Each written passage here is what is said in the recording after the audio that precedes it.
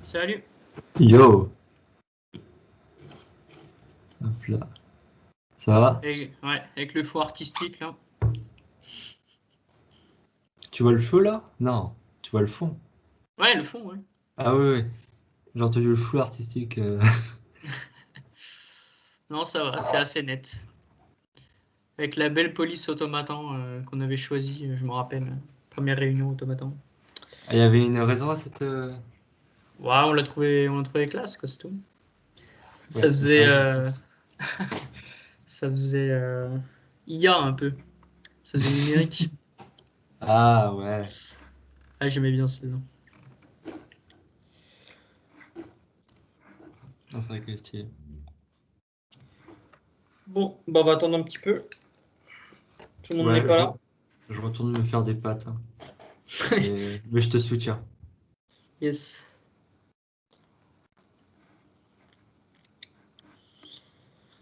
Ah, terrible. Terrible.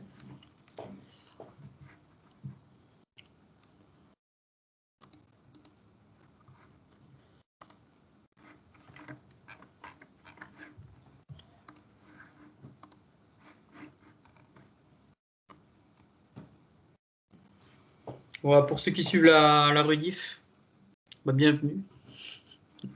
Ça va commencer bientôt, ne vous inquiétez pas.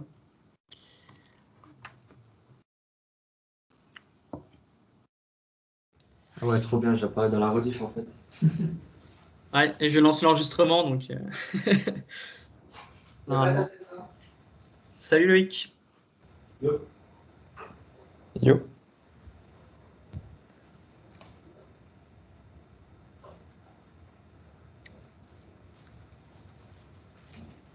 On va attendre un peu du coup. Pas de souci.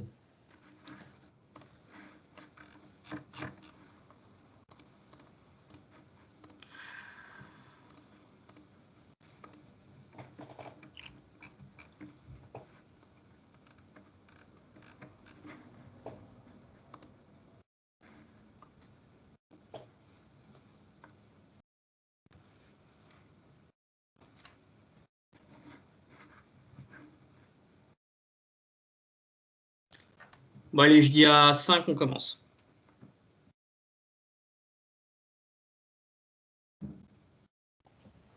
Ça roule.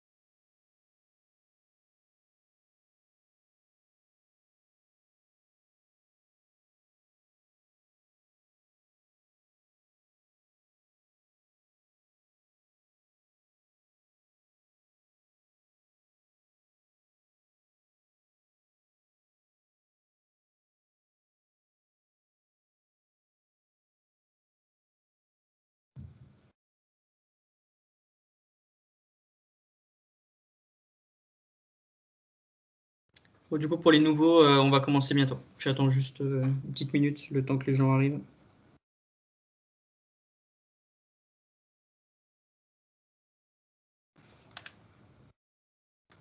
Ça va, le son, vous m'entendez?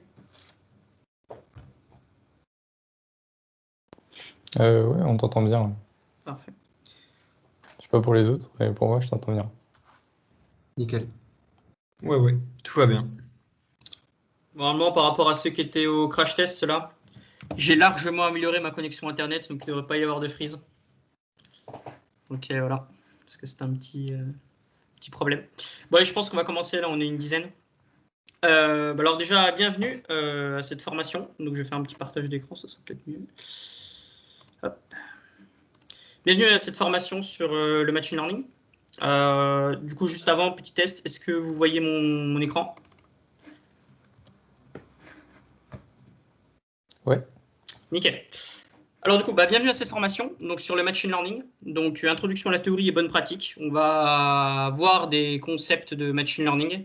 Et en fait, le fil rouge de la formation, ça va être avoir une espèce de to-do list sur les bonnes pratiques à faire et dans un certain ordre pour mener à bien son projet de machine learning. Alors on y va. Donc voilà le petit sommaire donc, pour vous repérer si vous récupérez les slides. Donc on va commencer par des généralités autour du machine learning. On va voir le non supervisé et l'apprentissage par renforcement assez brièvement. Puis ensuite on passera sur le supervisé où on va introduire plein de concepts donc, qui vont vous aider à comprendre un petit peu ce qu'on fait de manière un petit peu plus fondamentale. L'objectif vraiment ça va être de prendre du recul par rapport à ce que vous connaissez. Et voilà, comme ça vous saurez pourquoi est-ce qu'on fait les choses, déjà voilà pourquoi et comment on fait les choses, et puis ça pourra aussi vous donner des idées pour trouver des nouvelles, soit des nouvelles techniques, soit comprendre déjà à la base pourquoi telle technique est moins recommandée ou plus recommandée qu'une autre. Donc voilà, on y va. Donc déjà, premièrement, les petites définitions, parce que c'est pas toujours très clair de savoir ce que c'est la différence entre intelligence artificielle, machine learning, deep learning, trucs comme ça. Alors du coup, je vais tenter de vous donner quelques petites définitions. Donc déjà, l'intelligence artificielle, donc c'est le cadre général, et le machine learning en est un aspect. Alors, l'intelligence artificielle, il n'y a pas vraiment de définition il n'y a pas vraiment de définition fixée, mais en gros, c'est la science des théories et techniques qui vise à créer des programmes, des machines, qui font preuve d'intelligence. Alors justement, du coup, ce terme d'intelligence, c'est un peu ça qui pose problème, parce que c'est un peu vague, mais ça va d'analyser, de pouvoir différencier des formes et des couleurs, donc ce que pourrait faire n'importe quel enfant de 3 ans, à battre tous les joueurs aux échecs du monde, à plat de couture. Donc voilà, donc c'est assez vaste. Donc voilà, c'est plutôt un terme un peu déprécié, c'est surtout utilisé par les journalistes, ce terme d'intelligence artificielle. Mais ça va vous permettre de comprendre un petit peu ce que c'est que le machine learning. Et pour bien comprendre, c'est bien de regarder l'autre pan de l'intelligence artificielle, parce que l'intelligence artificielle, du coup, il y a deux pans, il y a deux grandes classes, deux grandes catégories. Il y a le machine learning et IA symbolique. Et l'IA symbolique, c'est quoi? C'est la résolution de problèmes par une manipulation logique, c'est-à-dire un certain nombre de règles, et on va manipuler des symboles. Donc, voilà. Donc après, l'aspect symbolique, ça peut être n'importe quoi, mais en machine learning, vous avez déjà vu des représentations numériques, des choses comme ça. Donc ça peut être ça, des symboles. Et manipulation logique, c'est ici ce qui est le plus intéressant, c'est qu'en fait, l'IA symbolique, comme vous pouvez le voir ici sur le petit schéma, on va lui donner non seulement du coup des entrées, mais aussi on va lui dire les règles qu'il y a. Donc par exemple, en manipulation logique, ça pourrait être la logique mathématique. Les symboles, ce seraient des propositions.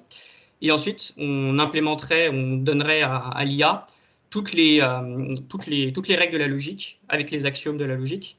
Et ce serait un peu les règles qu'on lui donne, qu'il pourra utiliser pour faire ses sorties. Et donc l'IA symbolique, c'est ça. On donne des entrées et des règles, et ensuite, elle infère des sorties par rapport aux entrées et aux règles. Enfin, elle les utilise pour avoir les sorties. Donc, c'est pas une infération, mais voilà, bref.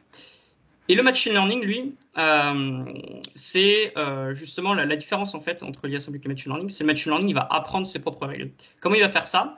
Le machine learning, moi, je le définis par résolution donc des problèmes, par confrontation et amélioration avec des données. C'est-à-dire que dans le machine learning, il y a l'idée d'amélioration.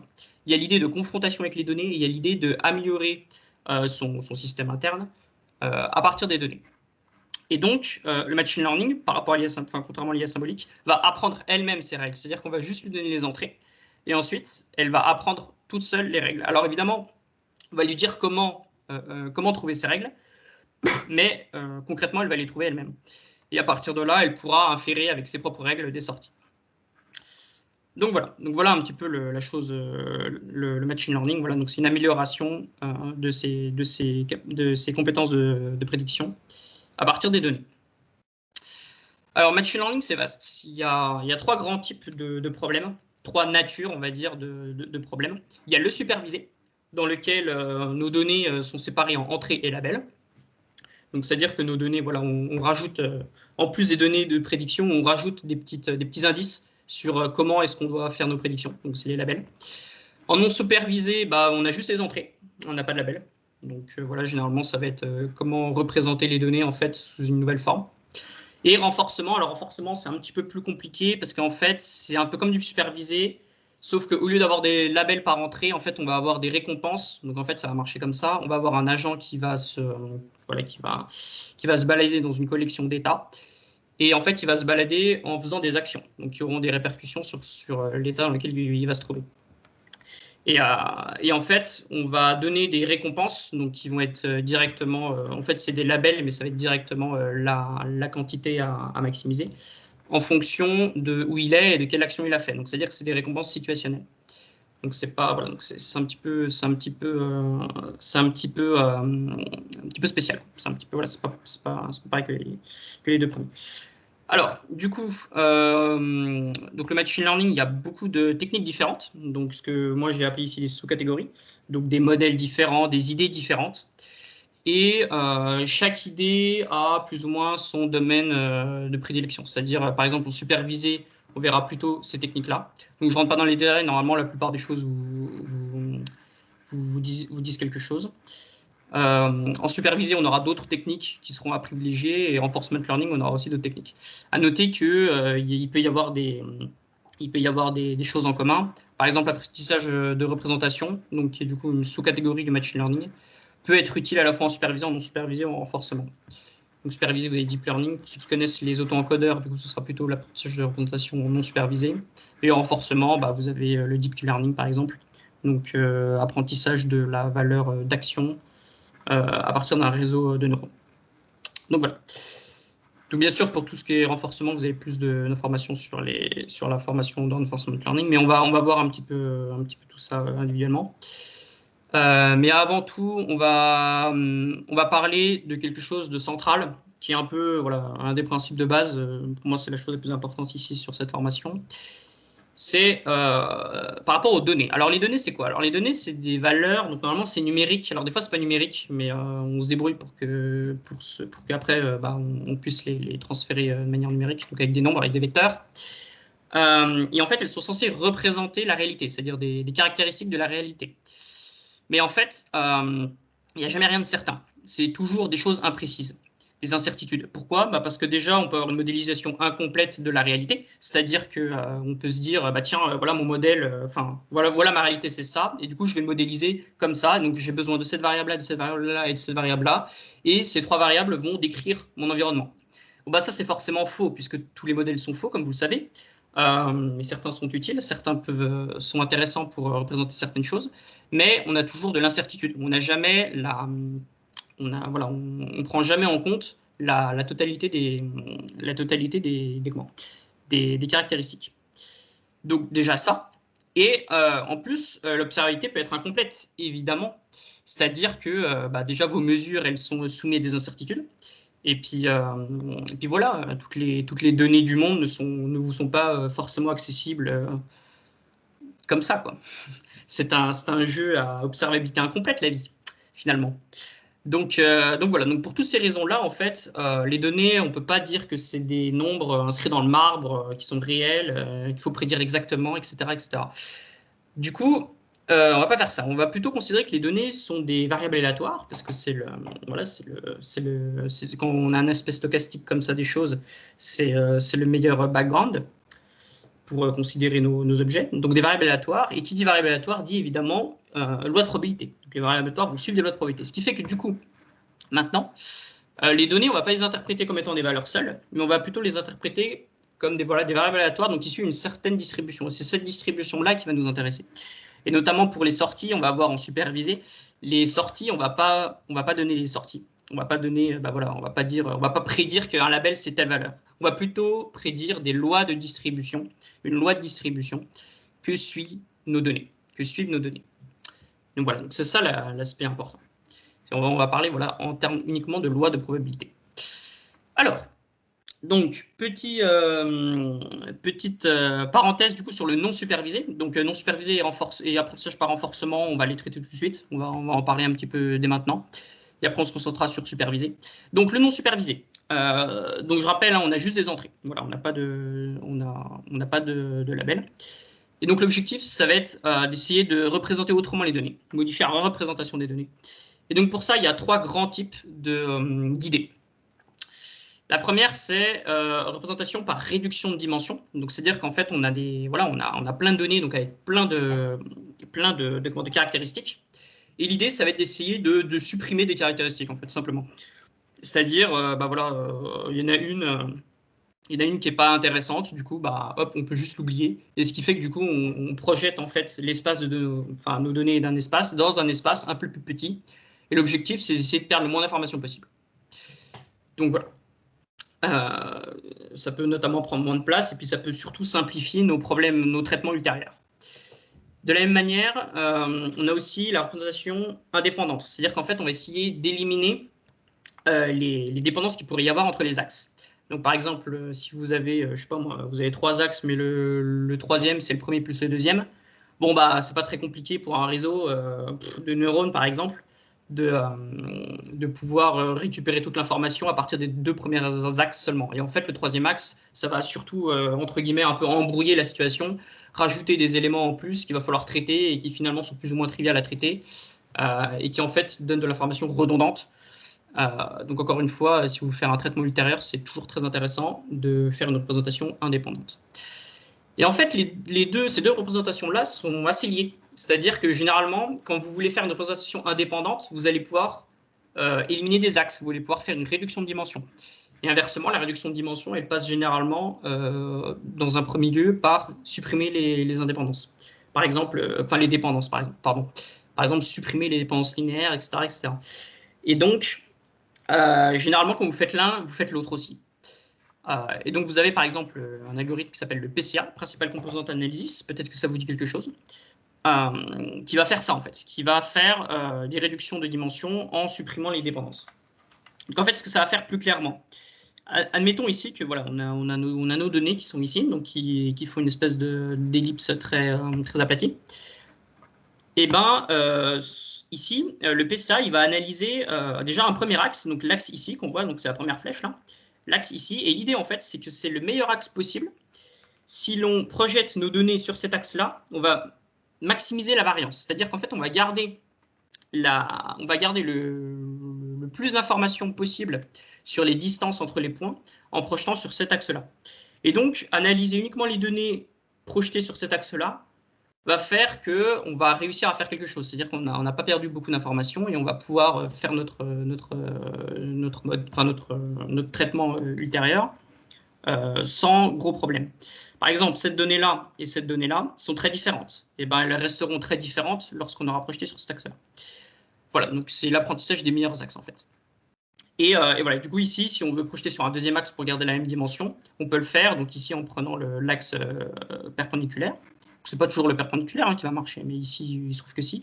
Parce que c'est le deuxième axe qui va maximiser la variance en deuxième, le deuxième meilleur axe. Quoi. Et donc voilà, donc là, déjà en faisant ça, on supprime les indépendances. Donc cet algorithme-là supprime les indépendances, les dépendances linéaires. Et on peut aussi réduire la dimension. C'est-à-dire, si je voulais, je pouvais juste projeter que sur un seul axe, et donc j'avais qu'une seule dimension. Donc voilà, donc je vous propose scikit-learn, donc qui est une librairie open source, normalement vous connaissez tous, donc qui propose des PCA de manière assez rapide. Et la troisième possibilité, c'est une représentation parcimonieuse. Donc ça, c'est un peu différent. L'idée, en fait, c'est d'avoir des données clairsemées, c'est-à-dire que ça va être les caractéristiques de mes données, ça va être beaucoup de zéros, en fait. Et éventuellement aussi soit 0, soit 1. Alors, ça peut paraître un peu bizarre de faire ça parce que généralement, quand vous avez des caractéristiques donc qui peuvent être des nombres au pif, n'importe quelle valeur, et qu'ensuite vous ayez une représentation parcimonieuse, généralement, il va falloir augmenter la dimension. Et là, c'est en augmentant la dimension que vous pourrez avoir une présentation parcimonieuse avec beaucoup de zéros, etc. Et en fait, l'idée derrière ça, c'est pas tellement de réduire la taille des données, c'est plutôt d'améliorer de pouvoir donner du sens aux données, de pouvoir classifier les données. Alors, j'ai lâché le mot. En fait, la présentation parcimonieuse, c'est typiquement le clustering. C'est-à-dire que vous avez vos données, vous les classez dans un certain nombre de clusters, par exemple 10 clusters, et ensuite, vous pouvez considérer que vos données, en fait, vous pouvez représenter vos données par l'appartenance à un cluster. C'est-à-dire que voilà, une telle donnée I, eh ben, elle va avoir comme caractéristique que des zéros sauf un 1 à l'endroit de son cluster. Par exemple, sur la 5e colonne, si elle est dans le 5e cluster. Ce qui fait que du coup, vous avez réduit la représentation des données, donc cette fois de manière parcimonieuse, par un clustering. Donc après, vous pouvez traiter les données appartenant à un même groupe, etc. Donc encore une fois, ces kits-là, on est très bien pour le clustering, parce que vous avez beaucoup d'algorithmes différents. Donc ici, je vous ai donné une petite liste. Et ce qui est bien avec ce tableau-là, notamment, c'est qu'on peut voir dans quelle situation c'est bien d'utiliser telle ou telle méthode de cluster, en fonction de votre nombre de données, de vos nombres de clusters, et puis de la géométrie aussi des groupes, si c'est convexe ou pas, etc., etc. Donc voilà. Alors, est-ce que déjà, à ce moment de la formation, il y a des questions? Allez-y, lâchez-vous. Chose que vous n'avez pas bien compris.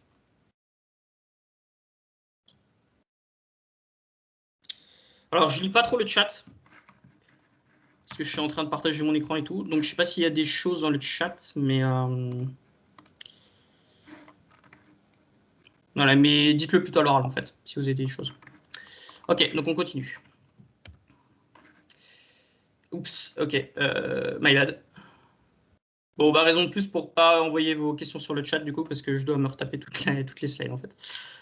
Ok, donc maintenant, apprentissage par renforcement. Alors, du coup, quand vous avez un sujet d'apprentissage par renforcement, la bonne technique, c'est d'y aller dans l'ordre. Vous commencez par implémenter votre environnement, c'est-à-dire description de tous les états possibles, les actions que peut faire votre agent dans tel ou tel état, les récompenses qu'il peut recevoir à partir de ces actions-là, puis ensuite les observations, donc dont a accès votre agent par rapport à ce qu'il a fait ou où il est. Donc la bibliothèque GIM est une très bonne bibliothèque pour implanter les environnements et est compatible avec la plupart des bibliothèques d'agents. Donc voilà, c'est pour ça c'est pas mal d'avoir ça en tête. Donc voilà, donc pour le détail, hein, bien sûr, encore une fois, allez voir les formations d'enforcement learning. Et voilà. Et ensuite, pour l'implémentation de votre agent, donc c'est pareil, c'est pas obligatoire, mais je vous conseille d'utiliser une bibliothèque. Donc vous en avez plusieurs à disposition à l'heure actuelle. Donc il y a LearnRL. Alors, LearnRL, du coup, qui est une bibliothèque qui a été créée par le fondateur des automatons, donc Mathis, pour ceux qui connaissent. Donc c'est une bibliothèque open source. Et donc là, qui utilise le framework NumPy, mais bientôt, il va y avoir PyTorch et TensorFlow qui seront supportés. Donc qui est très bien. Alors voilà ici l'exemple du coup du schéma en fait de LearnRL. Donc vous avez plusieurs fonctions ici qui permettent de faire différentes. Vous avez accès à différentes fonctionnalités du coup de votre agent et vous pouvez surcharger certaines fonctions pour pouvoir customiser votre agent comme vous voulez. Par exemple votre contrôle, si vous voulez faire autre chose que du greedy, vous pouvez faire ce que vous voulez. Du epsilon greedy, etc. Vous avez Horizon aussi, donc qui a été développé par, si je ne me trompe pas, c'est développé par Facebook, lui, donc qui utilise assez naturellement du coup PyTorch, le framework qui est développé par Facebook.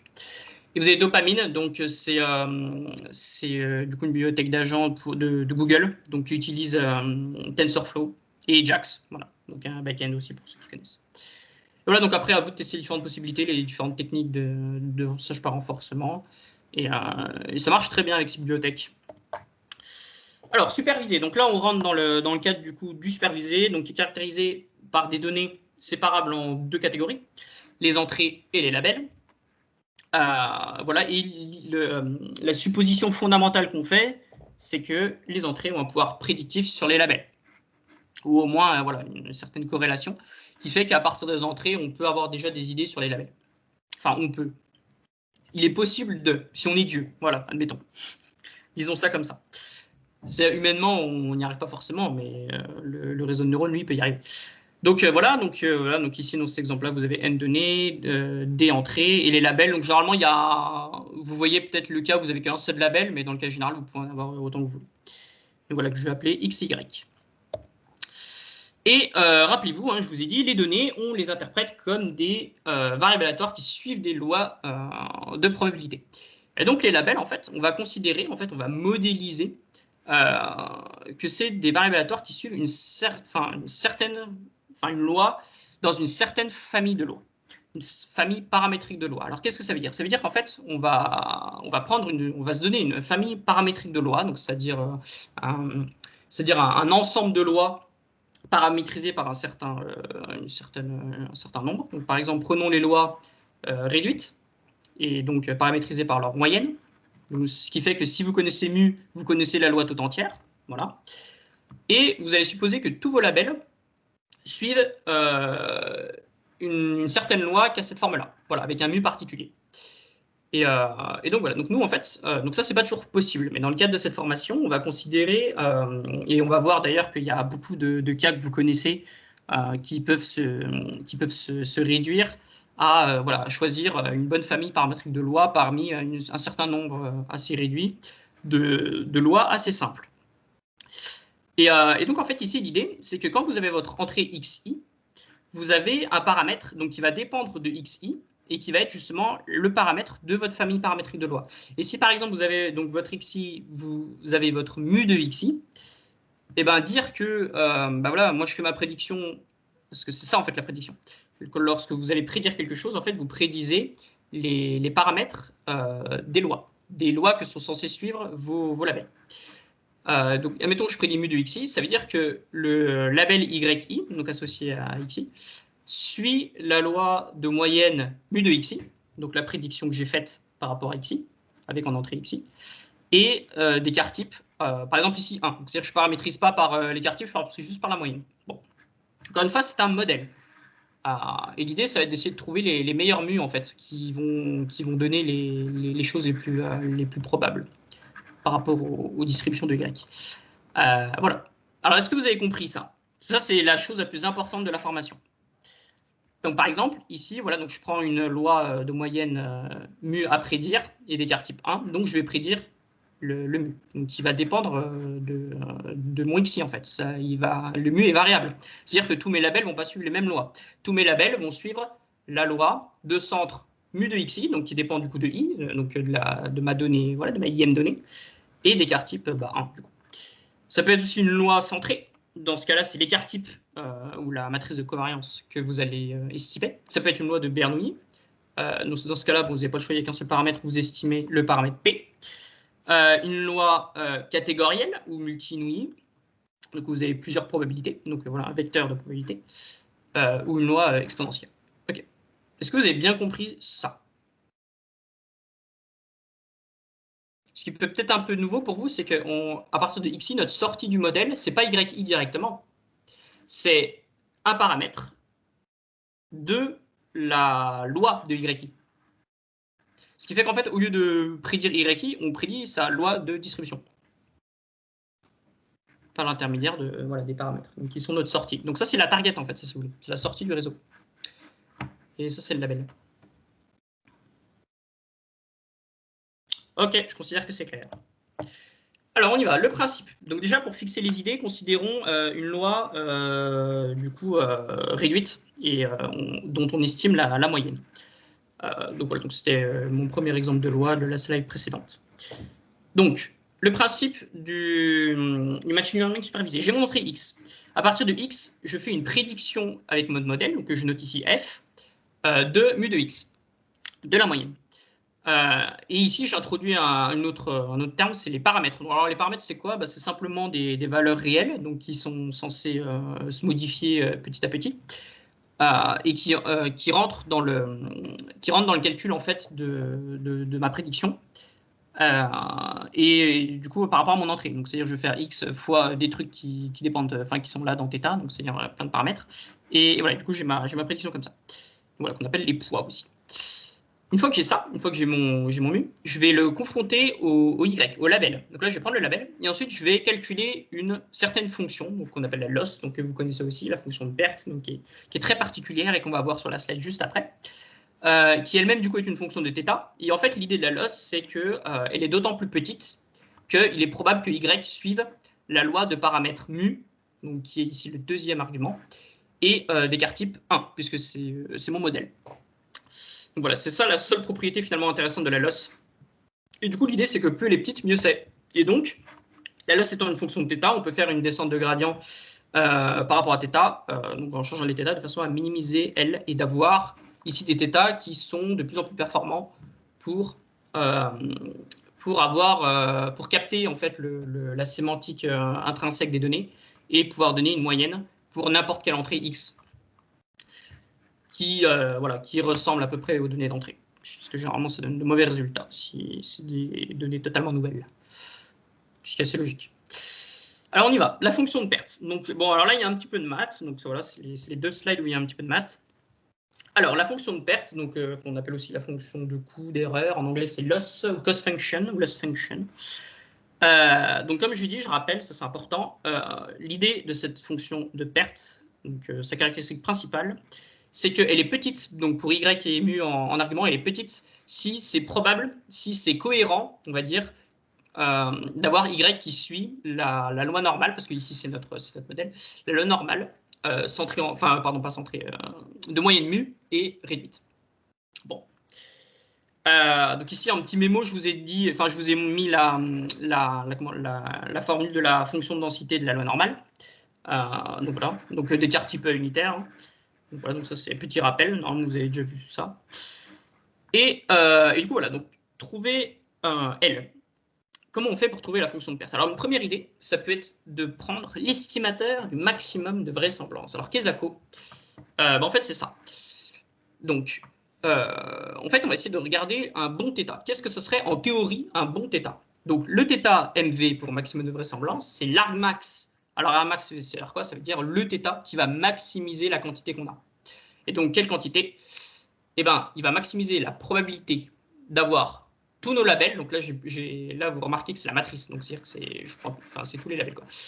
La probabilité d'avoir tous les labels que j'ai, sachant que j'ai les données, que j'ai mes entrées, X, et que j'ai mon θ. Et voilà. Et donc, du coup, on va regarder quel est le θ qui va maximiser la vraisemblance des labels. Donc, c'est pour ça, en fait, voilà. Donc, ça s'appelle la vraisemblance. Et du coup, maximum de vraisemblance, c'est le maximum, voilà, c'est le θ qui maximise la vraisemblance. Voilà, donc ça, c'est la diffusion de la vraisemblance, ça, si vous voulez. Bon, alors, donc ici, probabilité, c'est une fonction strictement positive. Donc, on peut passer au log, hein, qui est une fonction croissante. Ça ne va pas changer le argmax.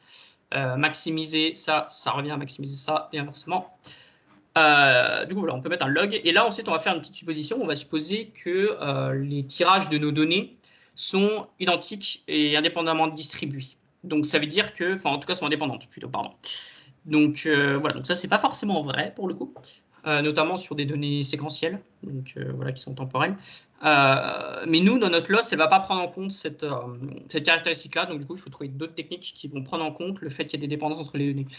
Mais du coup, nous, voilà, on va considérer qu'on est en identiquement distribué. Et donc, la probabilité, c'est égal au produit des probabilités sur tous les i. Et donc, au log, ça devient une somme.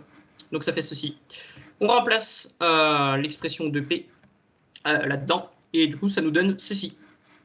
Voilà, donc voilà, tout bêtement. Donc là, on fait un argmax sur θ, ce qui fait que du coup, on peut enlever tous les termes qui ne dépendent pas de θ, puisque vous savez que essayer de maximiser f de x, enfin trouver le x qui maximise f de x, eh ben, ce sera le même x que celui qui maximise f de x plus une constante en x. Du coup, on peut virer log de 2pi là. On peut aussi virer le 1,5 parce que le truc est positif. Et du coup, voilà, on revient à trouver l'argmin de la somme des yi moins mu au carré. Bon. Et là, on commence à comprendre un petit peu, là. Je ne sais pas si ça fait boum dans votre tête. Normalement, c'est quelque chose que vous connaissez, ça. Alors, bon, on va continuer. La loss, du coup, quelle loss qui pourrait être bien? Elle est petite, ça veut dire qu'on a un bon θ. Donc, on va juste prendre ça, puisque le bon θ, c'est l'argmin. Donc, autant prendre la fonction qui est ici.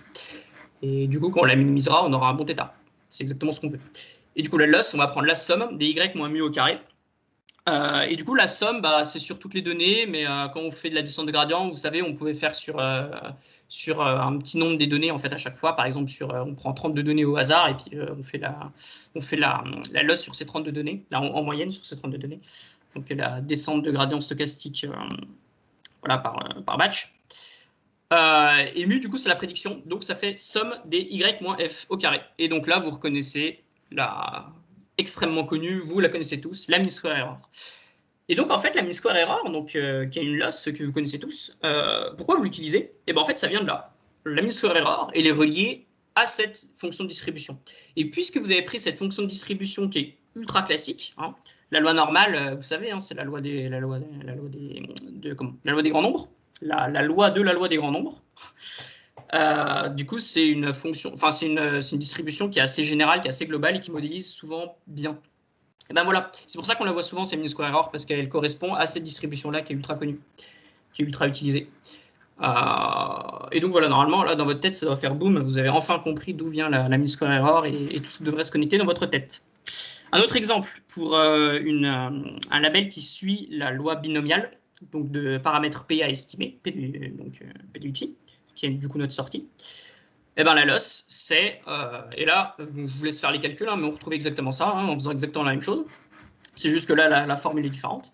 Et ben on retrouve exactement ça, donc qui est une formule que vous devez aussi sans doute connaître, qui est ce que vous appelez généralement la cross-entropie binaire. Voilà. Bon, il y a une raison pour laquelle on appelle la cross-entropie, mais voilà. Donc en fait, vous pouvez retrouver un peu toutes les fonctions, toutes les fonctions de perte que vous connaissez, en fait, vous pouvez les retrouver comme ça, en fait. C'est juste en prenant des lois très basiques. Après, vous pouvez prendre des lois un petit peu plus complexes, évidemment. Et du coup, vous aurez d'autres fonctions de perte. Mais voilà, après, si vous avez des lois un peu plus complexes, c'est aussi parce qu'elles fit mieux à votre projet de machine learning, donc votre loss sera meilleur. Et oui. Alors, une deuxième idée. Alors, donc on est parti sur la deuxième slide de maths. Alors, attends, déjà, est-ce qu'il y a des questions? Est-ce qu'il y a des questions ici?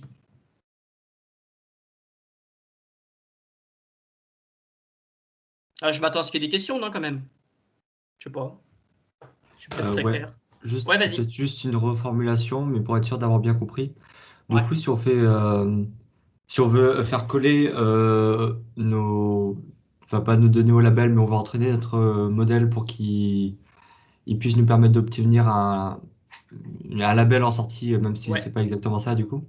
Si on l'imagine sur un plan 2D, ça veut dire enfin, moi j'ai encore la vision du cluster, mais on imagine qu'on pose le label, c'est un point sur un graphe 2D et on va essayer d'approximer en Ouais. sortie un. En gros, on veut créer une loi normale qui soit centrée sur ce C'est point. ça. Et oui, parce D'accord. qu'en fait, rappelez-vous, qu'est-ce que j'ai dit au tout début? C'est que les données, elles sont incertaines. Et donc, l'idée, en Ouais. fait, c'est de se dire, bah voilà, admettons, j'ai un dataset avec une seule donnée. Donc, c'est X, on va l'appeler X, voilà. Une donnée X. Et il a un label, c'est 3,4. Et ben en fait, ce que va faire le réseau, c'est qu'il va probablement trouver des distributions. Enfin, il va entraîner en fait un réseau tel que mu de x soit environ 3,4. Mais ce qui fait que du coup, en fait, là, on va beaucoup prendre en compte cet aspect d'incertitude sur les données, parce qu'en prenant une loi normale, imagine-toi une loi normale centrée en 3,4, et ben la fonction de densité en 3,4 du coup elle sera maximale, mais en 3,45, en 3,5, elle sera aussi assez élevée. Et c'est ça en fait toute l'idée. C'est qu'au lieu de se dire ah bah c'est 3,4, on se dit ah bah c'est pas loin de 3,4. Et c'est ça en fait toute la difficulté, pas la difficulté, pardon, toute l'ingéniosité de la chose. C'est que plutôt que de prédire voilà, une valeur fixée, on sait en fait, on se dit que le label est probablement autour d'une certaine valeur. Et là, on sera déjà beaucoup plus exact. Parce que, effectivement, si on fait d'autres mesures, ça se trouve, on ne mesure pas 3,4, on mesure 3,45. Et du coup, bah, si on prédit 3,4 et puis c'est tout, genre par exemple, OK, probabilité que ce soit 3,4, c'est égal à 1, bah, du coup, on est un peu dans la merde parce qu'on n'est pas assez flexible.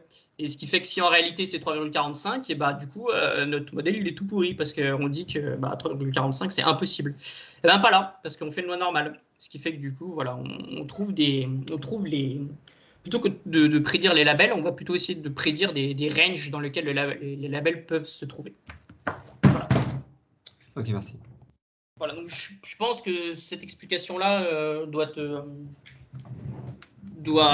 parler un peu par rapport à ce que tu me disais. C'est un peu ça, c'est un peu une espèce d'estimation. Voilà, ça t'a aidé? Ouais, ouais, totalement. Après, il y a toujours l'histoire, comment on transforme les labels du style, ça c'est une fleur, ça c'est un Ouais, bien sûr. chien, en nombre, mais ça c'est un autre Ouais, bien problème. sûr. Bah, ça, bon, on va pas en parler. Enfin, j'ai pas prévu d'en parler là, mais Non, non. on pourra en parler après la formation si tu veux. Il y a des techniques, le one-time coding. Et puis il y a d'autres choses aussi. Ok. Bon, bah, alors si vous avez tout compris, vous avez l'air d'avoir bien compris. Du coup, là, ça devrait aller assez vite aussi. J'ai Alors, une la deuxième petite idée. demande. Pardon, ouais. Je viens de sortir de mon cours déjà, c'est possible de me faire un petit résumé de 2 minutes? Pas Ouais. possible. Alors, 2 minutes. Bah, du coup, on a commencé par des petites définitions sur le machine learning. Donc ça, après, par rapport au slide, je pense que c'est assez explicatif. Tu pourras comprendre assez vite. Bon, là, il n'y a rien de nouveau. C'est possible d'avoir les slides quelque part alors Ouais, bien sûr, bien sûr. Je te les enverrai, t'inquiète pas. Et puis aussi, il y a une rediff, au fait. Là, je suis en train de faire. Ouais, je suis en train d'enregistrer là. Ah Donc tu pourras ouais. revoir. Bon, je dis rapidement, l'idée de base, en fait, c'est que les données, comme elles sont jamais vraiment certaines, on va les considérer comme étant des variables aléatoires qui suivent certaines lois de probabilité. Et après avoir considéré ça, on comprend un petit peu d'où viennent certaines formules, comme par exemple la mean square error. Et voilà. Ou par exemple la cross-entropie pour les classifications binaires. Et puis là, on va voir un second principe du coup qui va aussi dérouler de ce. Ah ouais, je savais que j'allais recommencer depuis le début. Un second principe, voilà, qu'on va comprendre à partir de cette considération des données en tant que variable aléatoire. Alors, du coup, l'idée précédente, c'était d'utiliser ici le maximum de vraisemblance. Donc, θ qui maximise P de Y, sachant X et θ. Et nous, ce qu'on va faire maintenant, c'est on va utiliser la loi de Bayes. Alors non, ça va vous dire des choses, la loi de Bayes, souvenir de prépa. Et on va prendre le θ qui est cette fois le maximum a posteriori. Alors, qu'est-ce que ça veut dire maximum a posteriori? Donc, c'est l'argmax, donc toujours le θ qui maximise. Mais alors, cette fois, la quantité, c'est P directement de θ, sachant nos données. C'est-à-dire qu'en fait, on va essayer de regarder le θ qui va correspondre à celui dans lequel on a le plus de crédence, sachant que on a toutes les données qu'on a reçues. Donc, je ne sais pas ce que vous en pensez, mais pour moi, ce θ-là est plus fondamental que le précédent. Parce que là, c'est directement le θ dont la crédence est la plus grande, sachant que voilà, on a eu les données complètes. Donc voilà, donc petit rappel sur la loi de Bayes, P2A sachant B égale P2B sachant A fois P2A sur P2B, avec l'hypothèse où P2A et P2B sont non nuls.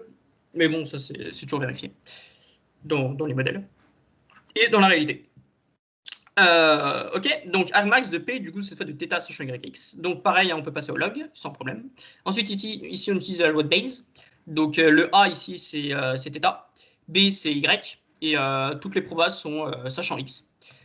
Du coup, ça donne ça. Donc, encore une fois, le produit, ça donne une somme. Donc, ici, P de B sachant A, c'est ici mon P de Y sachant θ. Fois P de A, donc ça fait plus log donc, de P de θ. Et après, là, normalement, il devrait y avoir un moins log de P de Y sachant X. Mais encore une fois, comme on fait la remarque selon θ, P de Y sachant X étant une constante de θ, on peut l'enlever. Ça revient au même de faire la remarque de ça. Bon, très bien. Bon, jusque-là, très bien. Ça ressemble un peu à ce qu'on a fait. Sauf que cette fois, il y a quelque chose de nouveau. Il y a P de θ. Alors, qu'est-ce que ça veut dire P de θ? C'est un peu compliqué. En fait, c'est la probabilité de θ a priori, c'est-à-dire la distribution de proba de θ, mais sans avoir de données. Donc là, ça peut vous paraître un peu bizarre. C'est parce que si on n'a aucune donnée, on n'a aucune idée de ce que peut valoir θ. Ah oui, les poids d'un réseau, au début, ils sont aléatoires. Alors, bon. Et en fait, ici, on va utiliser un principe donc, que vous connaissez sous le nom de rasoir d'Occam, certainement. C'est qu'en fait, on ne va pas dire qu'a priori tous les θ sont équiprobables. Bon, déjà, parce que c'est potentiellement dans R puissance n en θ. Mais en fait, l'idée, ça va être de dire que en fait, des θ très grands vont être peu probables.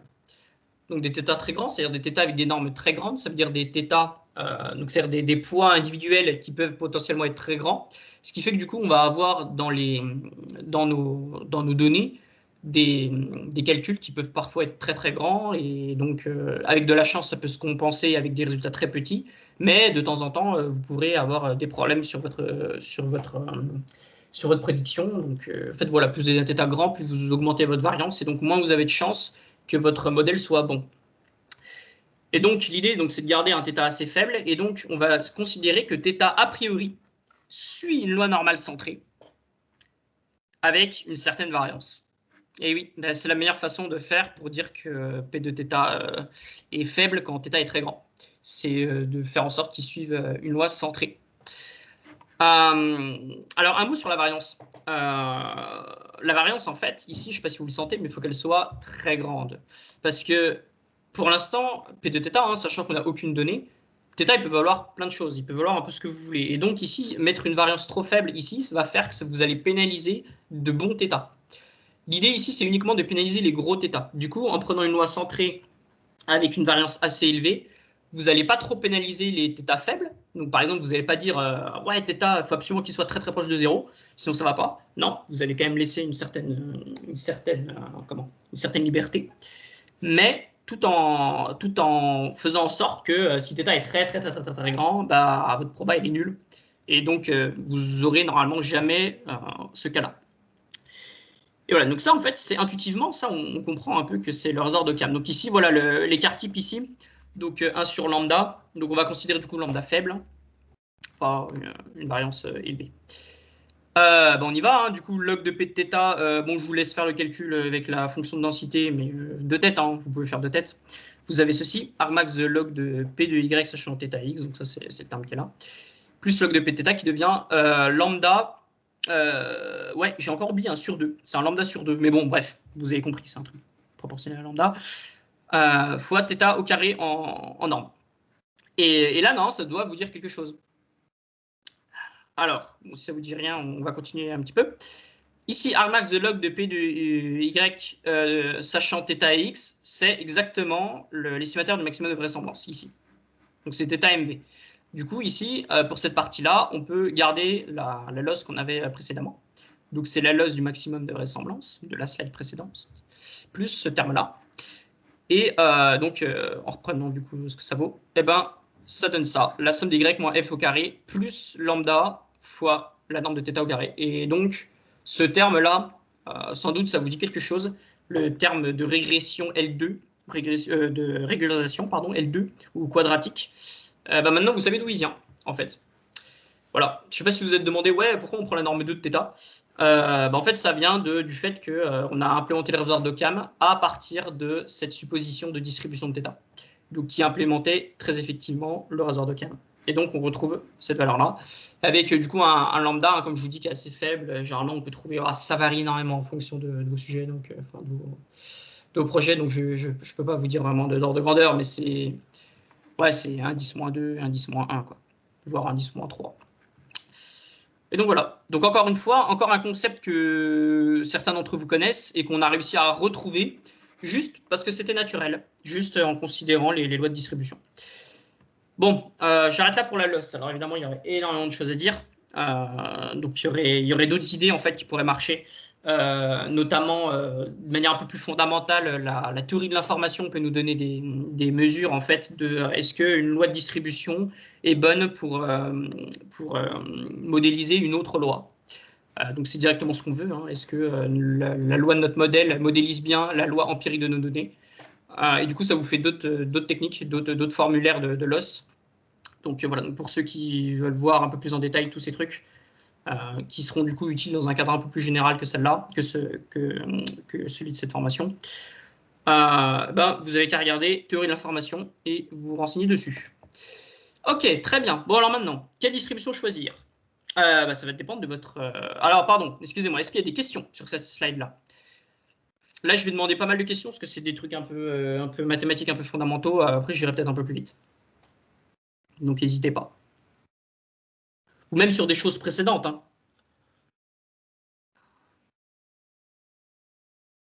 Ok. Alors, quelle distribution choisir? Donc ça, c'est quand même important, parce que la distribution, comme on a vu, elle montre, elle implique plein de choses. Du coup, il y a deux grands types en supervisé. Il y a la régression et la classification. La régression, c'est quand vous voulez prédire une fonction qui est à valeur, typiquement dans R, hein, qui peut prendre n'importe quelle valeur réelle. Donc, dans ce cas-là, très souvent, vous allez prendre la loi normale réduite avec une certaine moyenne mu à estimer. Et donc, vous essayez d'estimer mu. Donc, c'est celle qu'on a vue. Et comme on a vu, donc, ça conduit à la mean square error. En plus de ça, vous avez des versions multivariées, c'est-à-dire que vous pouvez avoir plusieurs labels donc, qui suivent des lois normales, donc cette fois en utilisant du coup, des variables aléatoires gaussiennes, mais sur plusieurs dimensions. Enfin bref, du coup, grosso modo, retenez que vous avez plusieurs... vous avez de quoi designer votre projet avec cette loi-là, parce que voilà, vous avez plusieurs options. Une autre loi, donc ceux qui ont suivi l'écotomatan que j'ai fait là, sur Sysnab, ça va vous dire quelque chose, que c'est cette loi-là qu'on avait gardée. Donc celle-là, elle est particulièrement intéressante, donc la loi centrée de variance à estimer. Elle est particulièrement intéressante quand on s'intéresse aux valeurs qui sont proches de 0. Voilà, donc c'est-à-dire quand vous voulez regarder les minimums, vous pouvez regarder ça. Je dis les minimums hein, parce que vous prédirez des trucs positifs en réalité. Donc les minimums, ça va être les trucs proches de 0. Voilà, donc par exemple la loi exponentielle si vous faites face à des événements temporels sans mémoire, donc avec un paramètre lambda estimé, donc etc. Donc après là vous choisissez la loi qui vous correspond le mieux. En classification, donc c'est-à-dire vous allez devoir prédire la classe d'un objet. Donc par exemple vous avez une photo, vous voulez prédire si c'est une voiture, un cheval ou un chien. Bon c'est très spécifique, mais voilà. Et donc, vous avez autant de labels. Enfin, ici, sur cette slide-là, le label, ça voudrait dire classe. Vous avez, donc, par exemple, dans mon sujet, 3 labels différents. Si vous avez 2 labels, donc c'est-à-dire une classification binaire, ou même si vous avez un label, ce qui revient à la même chose que 2 labels, puisque si vous voulez détecter, par exemple, les voitures, en fait, vous avez un deuxième label sous-jacent implicite qui est ce truc n'est pas une voiture. Donc, que vous ayez un label ou 2 labels, vous utiliserez très souvent la loi de Bernoulli. Voilà, hein, parce que c'est logique, hein, c'est soit A, soit B, et B avec une probabilité, donc soit 0, soit 1, avec le 1 qui a une probabilité donc, de P, donc, qui sera estimée. Quand vous avez plusieurs labels, alors j'ajouterais même plusieurs labels exclusifs, c'est-à-dire, voilà, votre image, soit c'est une voiture, soit c'est un chien, soit c'est un cheval. Ça peut pas être 2 parmi les 3, ou même les 3, ou même 0. Dans ce cas-là, quand vous avez des labels comme ça exclusifs, vous utiliserez une loi catégorielle. Donc, avec, il y a K classe, donc vous aurez K-1 par mètre. La dernière probabilité étant 1 moins la somme des autres probabilités. Et donc, vous utiliserez cette loi-là. Donc, après, loi catégorielle, pour ceux qui ne connaissent pas, ce que je peux tout à fait comprendre, c'est assez spécifique. Vous pouvez regarder sur Internet, etc. On en reparlera un petit peu tout à l'heure. Vous pouvez aussi faire des mélanges de lois. Donc ça, je ne vais pas aller plus loin, mais en gros, on peut utiliser la loi des probas totales pour faire des espèces de mix de lois en fonction de l'introduction d'une nouvelle variable aléatoire qui peut être selon plusieurs classes. Mais bon, pour ça, encore une fois, ça dépasse un peu le cadre de notre cours, donc je ne vais pas plus loin, mais gardez à l'esprit qu'il y a beaucoup de choses différentes à faire. Vous pouvez faire pas mal de choses. Alors, petite parenthèse ici, spécifique surtout au deep learning, parce que j'ai constaté que ce n'était pas toujours clair les fonctions d'activation à utiliser, notamment en sortie. Et du coup, on va en parler. Donc, je ne parlerai pas des fonctions d'activation à l'intérieur des réseaux, parce que ça c'est spécifique à ce que vous faites. Hein. La review, elle est très bien généralement, mais voilà. C'est pas toujours la meilleure. Là, on va surtout s'intéresser aux fonctions d'activation qui est à la fin d'un réseau de neurones. Alors, ça peut paraître assez secondaire, mais en fait, c'est ultra important. Parce que, pour rappel, hein, un réseau de neurones, ça doit prédire une chose, c'est les paramètres de vos distributions. Et donc, du coup, vos paramètres, ça va dépendre des paramètres. Hein. Des fois, ça peut être n'importe quelle valeur réelle. Des fois, ça va être un nombre entre 0 et 1, etc., etc. Et si votre fonction d'activation, son domaine d'arrivée, ne correspond pas au domaine de votre variable, enfin de votre paramètre statistique, vous allez être mal, très mal. Parce que en gros, si vous voulez, je sais pas moi, prédire un truc réel, mettons pour une certaine valeur et la réponse c'est 3, et que vous utilisez une fonction d'activation qui envoie entre 0 et 1, bon, bah, ça va être compliqué. Ça va être très compliqué d'avoir des performances et votre truc, il va jamais converger. Mais jamais de la vie, quoi. Du coup, ce qui est intéressant pour savoir quelle fonction d'activation utiliser, c'est regarder le domaine de la cible, donc le domaine de votre paramètre statistique. Si c'est n'importe quoi dans R, vous utilisez une sortie linéaire. Ça, c'est le cas le plus simple que votre réseau de neurones peut comprendre le mieux. Voilà, c'est la sortie linéaire. Parce que vous savez, hein, quand vous faites un produit matriciel avec des valeurs réelles quelconques, ou même positives, enfin ce que vous voulez, quand vous faites un produit matriciel, à la fin, vous avez des valeurs réelles. Voilà, non bornées. Ça s'appelle ce qu'on veut. Donc du coup, ça c'est le cadre naturel, facile pour un réseau de neurones. Si c'est entre 0 et plus l'infini, ça peut être le cas notamment des écarts-types, quand vous voulez prédire des écarts-types ou des variances, par exemple. Dans ce cas-là, vous voudrez peut-être utiliser la fonction ReLU, parce que effectivement, la fonction ReLU, elle est entre 0 et plus l'infini. Et là, attention, c'est une grave erreur. Pourquoi? Bah, en fait, tout simplement parce que vous avez la moitié du spectre des réponses possibles qui vont vous envoyer sur pile 0. Alors bon, déjà, pour un écart type, valoir pile 0, c'est un peu contraignant, c'est un peu problématique, parce que ça veut dire que vous avez des probabilités qui sont égales à 1, quoi, sur une seule valeur, donc c'est pas du tout l'esprit du machine learning, hein. Normalement, vous devez sentir que ça va pas aller. Et puis surtout que du coup, votre réseau, comme vous n'aurez jamais de labels qui seront très exactement égaux à 0, bah, votre réseau, il va éviter absolument les valeurs négatives. Mais c'est pas facile, ça, pour un réseau. Parce que bon, il fait des produits matriciels, lui. Donc, les produits matriciels, vous avez jamais vous aurez jamais forcément de signe constant. Et du coup, ça va être très difficile pour vous d'avoir une convergence. Et donc, en fait, l'idée, c'est de se ramener au cas précédent. C'est-à-dire que plutôt que de prédire un truc entre 0 et plus l'infini, vous allez prédire le log, le logarithme de votre truc, de votre prédiction. Et ensuite, vous pouvez ramener au cas précédent, où vous pouvez utiliser votre sortie linéaire de base. Donc, le fait d'utiliser le log, bah, ça marchera super bien parce que du coup, bah, c'est une fonction croissante. Hein. Et donc, voilà, si les valeurs précédentes étaient très négatives, bah, là, ça va être proche de 0. Si c'était très positif, bah, ça va être toujours très positif. Donc, ça marche très bien. Alors, si c'est une proba, enfin en tout cas si c'est entre 0 et 1, donc dans ce cas-là, vous utilisez une sortie sigmoïdale. Donc ici, je vous ai tracé le graphe de la fonction. Donc elle envoie R sur 0, 1 de manière croissante. Donc ce qui fait que ce qu'un réseau peut facilement faire, c'est probabilité faible, je lui donne à la fin de ma sortie linéaire là, un truc très négatif. Et probabilité très forte, je lui donne à la fin un truc très positif. Hein, je vous rappelle, hein, la sortie linéaire, c'est le truc que le réseau arrive le mieux.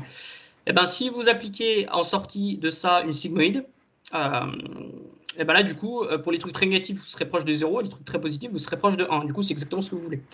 Voilà. Et en plus, voilà, donc c'est fait de façon à ce que la fonction, en gros, elle est assez fondamentale en classification binaire, et notamment, en fait, proche de 0,5 dans les cas d'incertitude, elle va apprendre très bien, en fait. Donc voilà. Donc, très bonne fonction sigmoïde. Donc, vous mettez une sigmoïde. Si vous avez plusieurs valeurs, admettons qu'un valeur entre 0 et 1 de somme 1, donc typiquement c'est ce que je disais tout à l'heure avec une classification multiclasse, exclusif, là vous utilisez une sortie softmax. Softmax, c'est ça. Donc vous avez un vecteur z donc, qui correspond à votre sortie linéaire, hein, enfin, c'est-à-dire votre sortie de votre produit matriciel. Et ici vous passez à l'exponentielle de zj, donc ce qui fait que du coup vous passez d'un nombre réel à un nombre positif. Puis, vous divisez par la somme des exponentielles, ce qui fait que du coup, et donc ça c'est votre sortie, ce qui fait que du coup, vous avez une sortie qui est normalisée. Donc, c'est-à-dire tout est entre 0 et 1. Et ça garde cette même propriété de, si vous avez une valeur qui est très négative au départ, eh ben, elle sera associée à une probabilité très faible à la fin. Et à l'inverse, si vous avez une propriété très positive au départ, vous aurez une probabilité très élevée. Et cette fois, la petite différence avec la sigmoïde, c'est que ça ne prend pas en compte la valeur absolue, ça prend en compte les écarts relatifs. Ce qui fait que, voilà, 2, ça peut être grand, mais si à côté, il y a 36, bah, c'est tout petit. Sauf que là, ici, 2, c'est le maximum. Et puis d'ailleurs, on a une grosse marge, parce que le deuxième plus petit, ici, c'est 0,3. Donc, c'est pour ça que, du coup, c'est une probabilité forte. Voilà, donc c'est par rapport à des comparaisons que le softmax va faire. Et voilà. Et si vous avez un autre domaine, bah, essayez de vous ramener linéairement à un cas précédent, ou de manière générale, avec une fonction croissante qui va bien, comme par exemple le log. Et du coup, bah voilà. Si par exemple vous êtes entre A et plus, entre une certaine valeur A et plus l'infini, bah, au lieu de prédire la valeur, vous prédirez la valeur plus A. Ce qui fait que vous serez entre 0 et plus l'infini. Voilà. Ou la valeur moins A plutôt, pour le coup. Voilà. Et ça ne va pas poser de problème du coup avec votre réseau. Ok. Ensuite, donc là voilà, on a regardé un petit peu les fonctions d'activation. On peut regarder les métriques. Donc cette fois, on repasse en supervisé, pas seulement en deep learning. Alors la métrique. Alors la métrique, c'est quoi? Alors la métrique, en fait, c'est une quantité qui va être directement liée à votre objectif. Donc vous aurez généralement un objectif informel dans un projet de machine learning. Par exemple, voilà, ça peut être votre patron qui vous dit, bah voilà, essaye de faire en sorte que ton classifieur là, il marche bien sur les images. Bon, donc ça va absolument rien dire d'un point de vue mathématique. Et du coup, il faut réussir à mathématiser ça un peu, c'est-à-dire trouver un indicateur, trouver un petit calcul qui montre directement si votre objectif va bien ou pas. À noter que la loss, c'est pas une métrique. Ah oui, la loss, c'est bien gentil, mais c'est pas relié à quelque chose de très concret, lié, en tout cas c'est très rare, lié à quelque chose de concret. Donc voilà, donc c'est pour ça. Donc, vous avez plein de possibilités pour la métrique, donc il faut bien sûr que c'est un lien direct du coup, avec l'objectif informel, ça je vous l'ai dit. Et il faut que c'est mieux que ce soit interprétable intuitivement. Quand vous arrivez de votre client, vous dites, bah voilà, j'ai fait mon modèle, j'ai pris cette métrique-là, et ça marche super bien. Première question qu'ils vont demander, ils vont vous dire, ok, et concrètement, ça veut dire quoi? Ben voilà, il faut que vous puissiez répondre, donc il faut qu'il y ait une interprétation intuitive de votre métrique, qui soit interprétable du coup intuitivement, ou bien physiquement, ou physiquement, si par exemple, je sais pas, moi, vous voulez prédire une trajectoire, une de vos métriques, c'est, voilà, à chaque seconde, en moyenne, de combien elle dévie. Bon, bah, si vous dites, bah, voilà, ma métrique, ok, elle dévie de 10 mètres par seconde, bon, bah, voilà, c'est interprétable physiquement. C'est pas ouf comme résultat, mais au moins, c'est interprétable physiquement. Donc, c'est une bonne métrique. Facile à calculer, donc ça, c'est un peu secondaire, mais effectivement, la métrique, c'est la performance de votre algo à un certain instant. Du coup, vous allez devoir souvent faire des calculs de performance, donc vous allez souvent calculer votre métrique. Donc, si vous avez une métrique, facile à calculer, bah, vous irez un peu plus vite.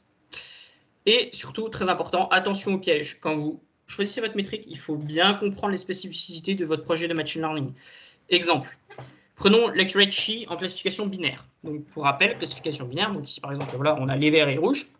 Et l'accuracy, c'est le nombre de positifs, le nombre de verts qui sont prédits verts et qui sont réellement verts, plus le nombre de rouges qui sont rouges et qu'on a prédit rouges, divisé par le nombre de données totales. Donc voilà, trou positif plus trou négatif sur nombre total. Et donc prenons ce cas-là. Donc ce cas-là, on a plein de cas verts, donc plein de labels 0 et un label 1. Donc, par exemple, voilà, on a 99% des petits bonhommes là qui sont en vert et 1% qui sont en rouge. Bon, maintenant, prenons un algo très simple qui est « je classe tout le monde en vert ». Bon, c'est un truc trivial, jamais on va vous demander ça, ça n'a absolument aucun intérêt. Donc du coup, voilà, il va falloir faire quelque chose de mieux que ça. Et pourtant, la métrique de ce simple algorithme trivial, quand vous calculez l'accuracy, se rapproche de 99%. Ah, voilà. Donc là, normalement, vous devez sentir à quel point la métrique de l'accuracy sur les classifications binaires ici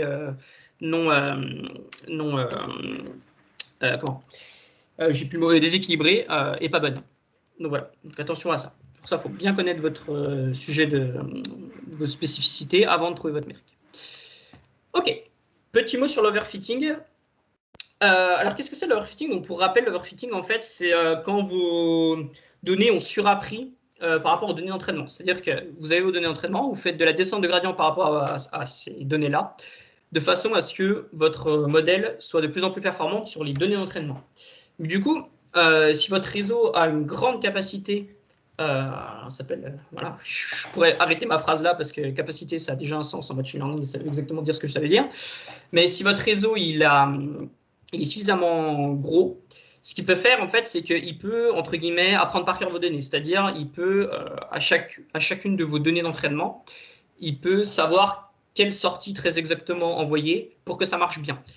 Et il peut faire ça sans pour autant avoir une capacité de généralisation, c'est-à-dire sans pour autant comprendre quelles caractéristiques vont être intéressantes, quelle combinaison de caractéristiques va être intéressante pour avoir la sémantique de l'objet en général.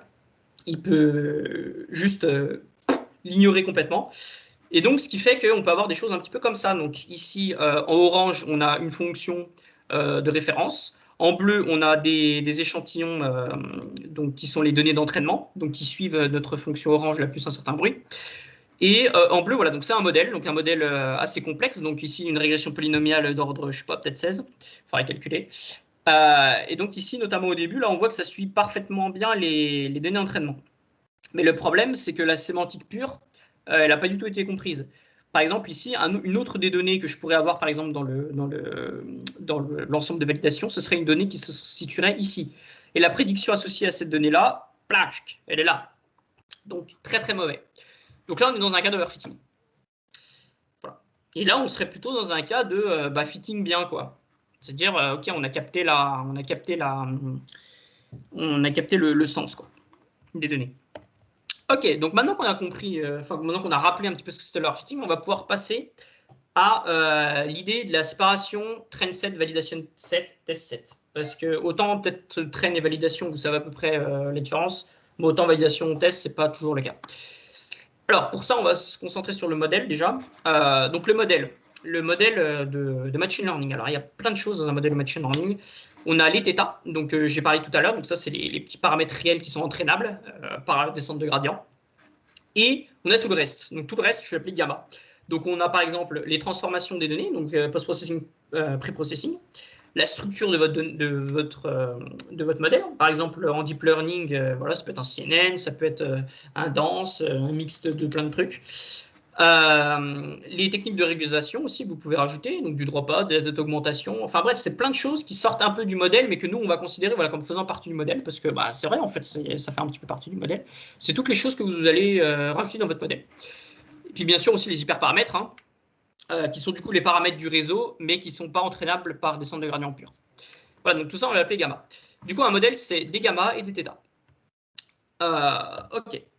Alors, maintenant, on va voir l'intérêt de séparer en train, validation et test. Alors, le train, tout d'abord, c'est vos données à partir de lesquelles vous allez pouvoir faire votre descente de gradient. Donc, vous avez vos données, vous les entraînez par rapport à ces données-là, ce qui fait que du coup, à partir d'un certain θ 0 de départ aléatoire, vous arriverez à un certain θ. Et à tout moment, vous allez aussi changer des fois des hyperparamètres, des caractéristiques du réseau. Donc voilà, que moi j'avais noté gamma. Donc voilà, donc vous faites la descente de gradient là-dessus. Ensuite, la validation, vous allez l'utiliser à chaque descente de gradient et vous allez calculer sa performance. Et l'intérêt de faire ça, en fait, c'est de voir si vous avez overfité ou pas sur les θ. Donc les θ qui se modifient par rapport à l'ensemble d'entraînement. Donc c'est tout à fait possible que vous alliez overfiter, surajuster sur l'ensemble d'entraînement. Et donc l'utilisation de la validation, du validation set, permet de vérifier ou pas si vous avez overfité sur θ. Voilà. Ensuite, vous avez overfité, ok, c'est pas grave, vous allez rajouter de la régularisation. Vous n'avez pas overfité, très bien, allez hop, on va augmenter le nombre de couches pour essayer d'avoir une meilleure performance. Donc vous allez changer de gamma. Bon. Et un jour, à force de bien changer les gammas, voilà, de faire votre descente de gradient sur les θ, vous aurez des performances sur l'ensemble des validations qui sont très correctes, qui sont très bonnes. Et là, vous vous dites, bon, c'est parfait, on a fini. Pas du tout. Parce que l'idée, en fait, c'est que maintenant que vous avez changé les gammas, maintenant que vous avez changé les gammas de façon à ce que ça fit bien sur la validation, ça se trouve, vous avez overfité sur le test de validation. Sur le set de validation, pardon. Et oui, vous n'avez pas fait de descente de gradient, mais vous avez quand même ajusté les gammas de façon à ce que ça marche bien. Donc, il n'y a pas de raison pour que vous soyez à l'abri de l'overfitting sur la validation. Et c'est ça l'intérêt des données de test. C'est que du coup, vous allez calculer les performances sur des données de test auxquelles vous n'aurez pas du tout touché depuis le début du projet. Et c'est ici que vous allez déterminer si les gammas sont bien ou si vous avez overfité sur la validation. Et dans ce cas-là, il faut revoir les gammas. En fait, il faut revoir même beaucoup de choses, comme on va le voir tout à l'heure. Et donc, c'est pour ça que c'est très important d'avoir les données de train, de validation et de test disjoints. Parce que sinon, vous perdez tout l'intérêt, en fait. Parce que ça se trouve, il y a de l'overfitting et puis vous ne pouvez pas le voir, en fait. Si vous avez, par exemple, des données d'entraînement qui sont en validation ou des validations qui sont dans le test, vous ne pouvez pas savoir si vous avez overfité ou pas. Et voilà. J'espère que c'est plus clair. Alors, on y va. Donc, stratégie de validation. C'est-à-dire, comment découper vos données de façon à éviter d'avoir un overfitting sur la validation. Donc, comment découper vos données train plus valide pour éviter de se retrouver dans cette situation assez désagréable dans laquelle votre performance sur le test est très mauvaise. Alors, comment qu'on fait ça? En fait, il y a plusieurs stratégies. En fait, l'idée, c'est que il y a des stratégies qui sont plus ou moins simples, et plus la stratégie est complexe, plus il va se passer deux phénomènes. La première, c'est que on va avoir pour un même niveau de fitting de votre modèle, vous allez avoir un temps d'entraînement qui va être de plus en plus grand, donc avoir une complexité du coup au niveau du temps d'entraînement. Et la deuxième chose, c'est plus une stratégie de validation complexe, moins vous aurez de chances d'overfitter sur la validation set. C'est le but. Du coup, ici, l'idée, c'est que je vais vous présenter 4 stratégies de validation, donc de la moins complexe à la plus complexe. Et l'idée, en fait, voilà, c'est de commencer par une stratégie de validation assez simple, dans lequel vos entraînements seront relativement rapides. Puis après, si vous voyez que vous overfittez sur la valide, vous pouvez passer un cran au-dessus, passer à une stratégie de validation un peu plus complexe. Et si déjà de base, vous voyez que vous n'aurez pas beaucoup de données labellisées, et donc du coup, vos données d'entraînement, de validation et de test seront assez faibles en termes d'effectifs, vous pouvez commencer directement par exemple, la deuxième technique. Donc on va voir juste là. Alors déjà la première, donc la All Good Validation, donc, qui est la technique la plus simple. Et l'idée ici, c'est que les data, donc attention data, je répète, c'est training plus validation. Le test, pour toutes les techniques-là, les tests, c'est un ensemble de données à part, donc qu'on ne touche pas, et donc on calculera les performances à la fin. Donc là, l'idée de All Good Validation, c'est juste de dire, j'ai ma première partie, voilà, admettons 80-90% de mes données, mes premières données, c'est du training, et les 10 dernières pourcents, c'est de la validation. Ensuite, on entraîne sur le training, on regarde sur la validation. Donc là, ça veut dire que, comme le set de validation, c'est toujours le même, c'est toujours ces valeurs-là fixées, on est quand même, vous le sentez, assez susceptible de pouvoir overfitter dessus. Donc ça va si vous avez beaucoup de données, mais si vous n'en avez pas beaucoup, voilà, il peut y avoir un petit problème. Mais c'est la technique la plus simple. Généralement, on commence par celle-là parce que voilà, c'est tout simple. On entraîne une fois, et ensuite on regarde directement sur le test. On regarde la performance sur la validation, et quand ça marche bien, on regarde sur le test. Deuxième technique que vous connaissez aussi sans doute, c'est la stratégie, la cross-validation, validation croisée, donc K-fold. L'idée, en fait, c'est de séparer les données training plus valides en cas groupe. Et en fait, on va faire K itération. Et à chaque itération, on va prendre le paquet numéro I et on va le mettre à part. Ça va être notre validation set. Et tout le reste va être notre training set. Et donc, on va faire exactement comme dans la All Good Validation. On va faire notre entraînement, on va avoir une performance, une valeur de performance sur la validation. Et l'idée, en fait, c'est qu'on va le faire, mais K fois, pour les cas possibilités de validation set. Et à la fin, notre moyenne totale, notre performance totale, ce sera la moyenne de toutes les performances. Et donc, en fait, déjà par rapport à la première technique, ici, on prend K fois plus de temps. Exactement. À chaque fois en changeant le validation set. Et le fait de changer la validation set fait que si on overfit de temps en temps, c'est pas trop grave parce qu'on va moyenner sur d'autres cas où on n'aura pas overfité. Donc, voilà l'idée. Donc, très intéressant. C'est assez utile. Un mot sur les problèmes de classes déséquilibrées, comme on avait vu tout à l'heure. C'est important d'essayer d'équilibrer les classes dans chaque set. Par exemple, si vous avez 10% des labels 10% des données qui sont de label 1, essayez d'avoir 10% de label 1 dans chaque set. Parce que si un jour vous avez un fold où, par exemple, tout est qu'un seul label, et le même label, du coup, ici, il va s'entraîner de façon à avoir un truc trivial et il va avoir des super performances alors que le modèle est tout pourri. Donc voilà, faites un petit peu attention à ça. Ok, alors maintenant, on passe au niveau au-dessus. Et puis après, je demanderai à la fin de ça s'il y a des questions. Alors, ici, l'idée, c'est K-fold, donc validation croisée plus itération randomisée. L'idée, c'est de faire la cross-validation, mais plutôt que de la faire une seule fois, donc vous séparez en cas donné, en cas groupe, et plutôt de la faire qu'une seule fois, vous allez la faire plusieurs fois. Et entre chaque fois, sur-itération, on va dire, vos données, vous allez les remélanger et les reséparer autrement. Donc, vous allez faire ce qu'on appelle du bootstrap resampling. Et je pense que ce schéma-là est très parlant. Une fois que vous avez fait votre premier K-fold ici, vous remélangez vos données. donc en prenant aléatoirement des bouts à droite à gauche. Et après, vous refaites une validation croisée là-dessus, et vous faites en tout P fois. Et vous prenez la moyenne des moyennes, et ça vous fait votre performance globale. Et donc là, encore une fois, vous avez encore moins de chances d'overfitter sur la validation. Donc, technique très, très importante. Si vous n'avez vraiment pas beaucoup de données, notamment dans les compètes Kaggle, ça c'est fort, ça c'est bien ça. C'est pas mal. Et bon, alors ça c'est un peu plus pour, pour votre culture, mais voilà, il y a une autre technique donc, qui est encore plus élaborée, encore plus robuste, où ici en fait l'idée c'est dans le cadre, encore une fois, d'une validation croisée. Et en fait, à chaque itération, donc vous avez ici, comme je l'illustre, donc bon, ce schéma, vous pouvez le retrouver, je vous donnerai un site où vous pouvez retrouver un petit peu toutes ces techniques de validation. Donc ici, vous avez votre validation, ici, vous avez votre entraînement, et dans cet entraînement-là, vous allez refaire encore un K-fold. Donc encore une validation croisée. Donc en fait, vous faites du K carré, quoi. Donc voilà. Et donc dans le deuxième K-fold, donc dans la inner loop, vous allez faire de l'entraînement, mais à chaque entraînement, vous allez faire de la grid search. C'est-à-dire, enfin, pas forcément de la grid search, mais une recherche d'hyperparamètres. Donc, vous allez faire varier vos hyperparamètres d'une fois sur l'autre. Donc, avec des techniques de grid search, par exemple. Donc, c'est-à-dire, grid search, pour ceux qui ne connaissent pas, c'est chercher par rapport à toutes les combinaisons d'hyperparamètres possibles, chercher la meilleure performance.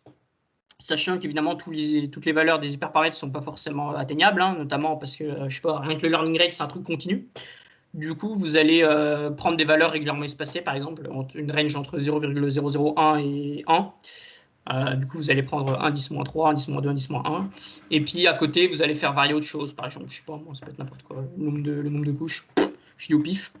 Et ensuite, pour chaque combinaison de ces deux trucs-là, vous regardez la meilleure performance. Bon. Donc là, voilà. Et ensuite, une fois qu'on vous avez fait tout ça, vous regardez la meilleure performance que vous avez obtenue. Et vous regardez surtout, ce qui est important, les hyperparamètres qui vous ont permis d'avoir cette performance-là. Et quand vous faites, donc cette fois, attention, on est retrouvé dans la outer loop, c'est-à-dire le premier K-fold, le K-fold global. Quand vous allez faire votre itération et votre mesure de performance sur votre premier ensemble, vous allez refaire un entraînement, mais cette fois en gardant les meilleurs hyperparamètres qu'il y a eu dans ce K-fold-là. Et vous refaites ça à chaque fois. Et donc, vous prenez la moyenne. Donc, à chaque fois, c'est des hyperparamètres différents. Et vous prenez la moyenne de tout ça. Et ça vous fait votre performance.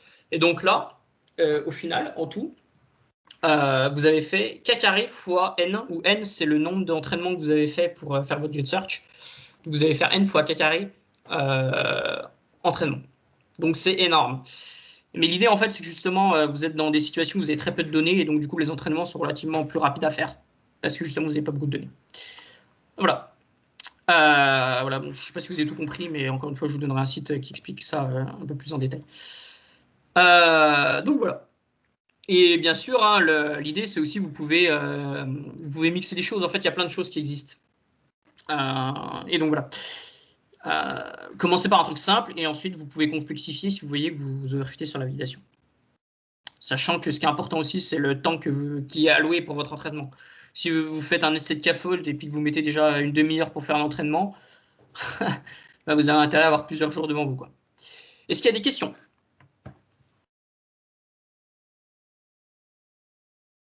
Là, on a pas mal parlé, donc ce serait bizarre qu'il n'y ait pas de questions.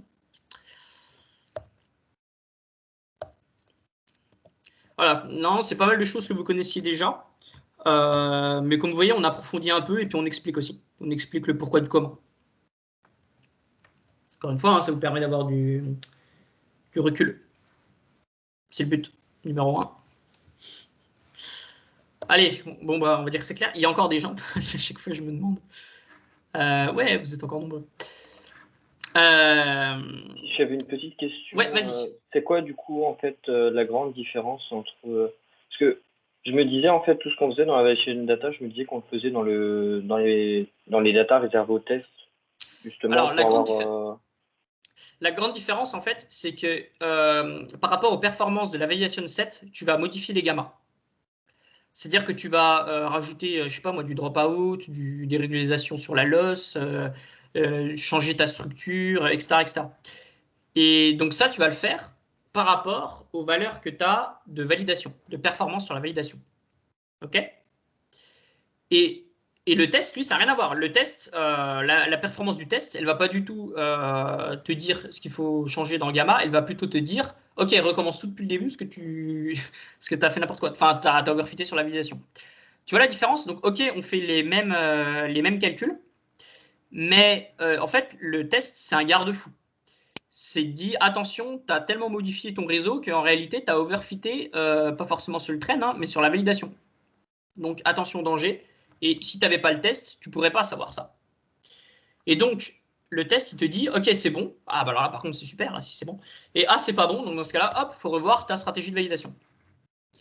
Tandis que le validation, lui, il dira jamais de la vie qu'il faut revoir ta stratégie de validation. Lui, tout ce qu'il pourra te dire, c'est OK, là, j'overfit de ouf, diminue la taille de ton réseau ou rajoute de la régularisation. Et du coup, tu vas changer ton GABA. C'est ça qu'il va faire. Tu vois la différence entre les deux? Ouais, Donc même si on n'entraîne pas sur les deux, en réalité, on entraîne plus ou moins sur la valide indirectement parce qu'on ne change pas les θ, mais on change les gammas. Tandis que le test, l'idée du test, c'est tu n'entraînes jamais sur le test. Le test, c'est vraiment la vérification finale. C'est juste en mode read only là.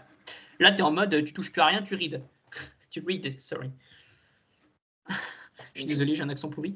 Tu lis juste les données. OK? Voilà. Ça, c'est vraiment le truc le plus important. Parce que bon, j'imagine que train et valide, vous connaissez déjà la différence. Mais voilà, le valide et test. Parce qu'à chaque fois que vous fitez quelque chose, que vous changez quelque chose par rapport à une certaine performance sur certaines données, eh ben, il y a toujours ce risque d'overfitter sur ces données mêmes. Et donc, vous n'avez pas le choix, vous êtes obligé d'aller chercher d'autres données auxquelles vous n'avez encore jamais touché jusque-là, qui vous permettent de voir ou pas si vous avez overfité effectivement ou pas. Parce que c'est impossible de savoir si vous overfitez juste avec les données de base. Par exemple, avec juste des données d'entraînement, vous ne pourrez jamais savoir si vous overfitez. La loss, elle va toujours continuer de descendre, et puis vous ne saurez jamais rien. Et ben, c'est pareil pour la validation. La validation, vous pourrez ne jamais rien savoir si vous ne faites pas attention et que vous n'avez pas de test. Est-ce qu'il y a d'autres questions? Donc on passe à la suite. On est bientôt arrivé à la fin de la formation.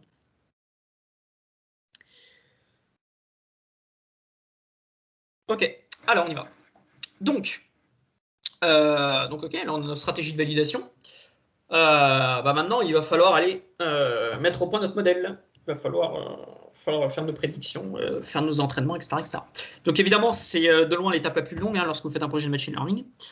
Et en fait, toute la stratégie, c'est de trouver un équilibre entre underfitting, c'est-à-dire des prédictions qui ne sont pas assez bonnes sur vos données, que ce soit données d'entraînement ou autre, et overfitting. Trouver un équilibre entre les deux. Donc, voilà, ça, c'est des astuces que je vous propose. Donc, comment mener cette étape-là importante, sachant que l'objectif, c'est de trouver l'équilibre entre underfitting et overfitting. Première chose, souvent, c'est bien de chercher des papiers de recherche, de faire des premières recherches sur votre sujet. Comme ça vous permettra déjà de trouver des idées, des structures, des types de pré-processing aussi, enfin bref, plein de choses. Donc c'est toujours intéressant de commencer par ça. Et ensuite, donc c'est ça en fait la première véritable astuce, c'est commencer par un modèle pauvre. Alors qu'est-ce que ça veut dire un modèle pauvre? C'est un petit modèle que vous implémentez rapidement, par exemple sur Keras. Éventuellement, vous ne pouvez pas forcément faire sur Keras, mais un modèle très simple, sans surtout pas de régularisation, rien, juste le truc de base. Et son seul but à ce modèle-là, c'est de battre le hasard. Ou n'importe quelle stratégie triviale, par exemple dans la classification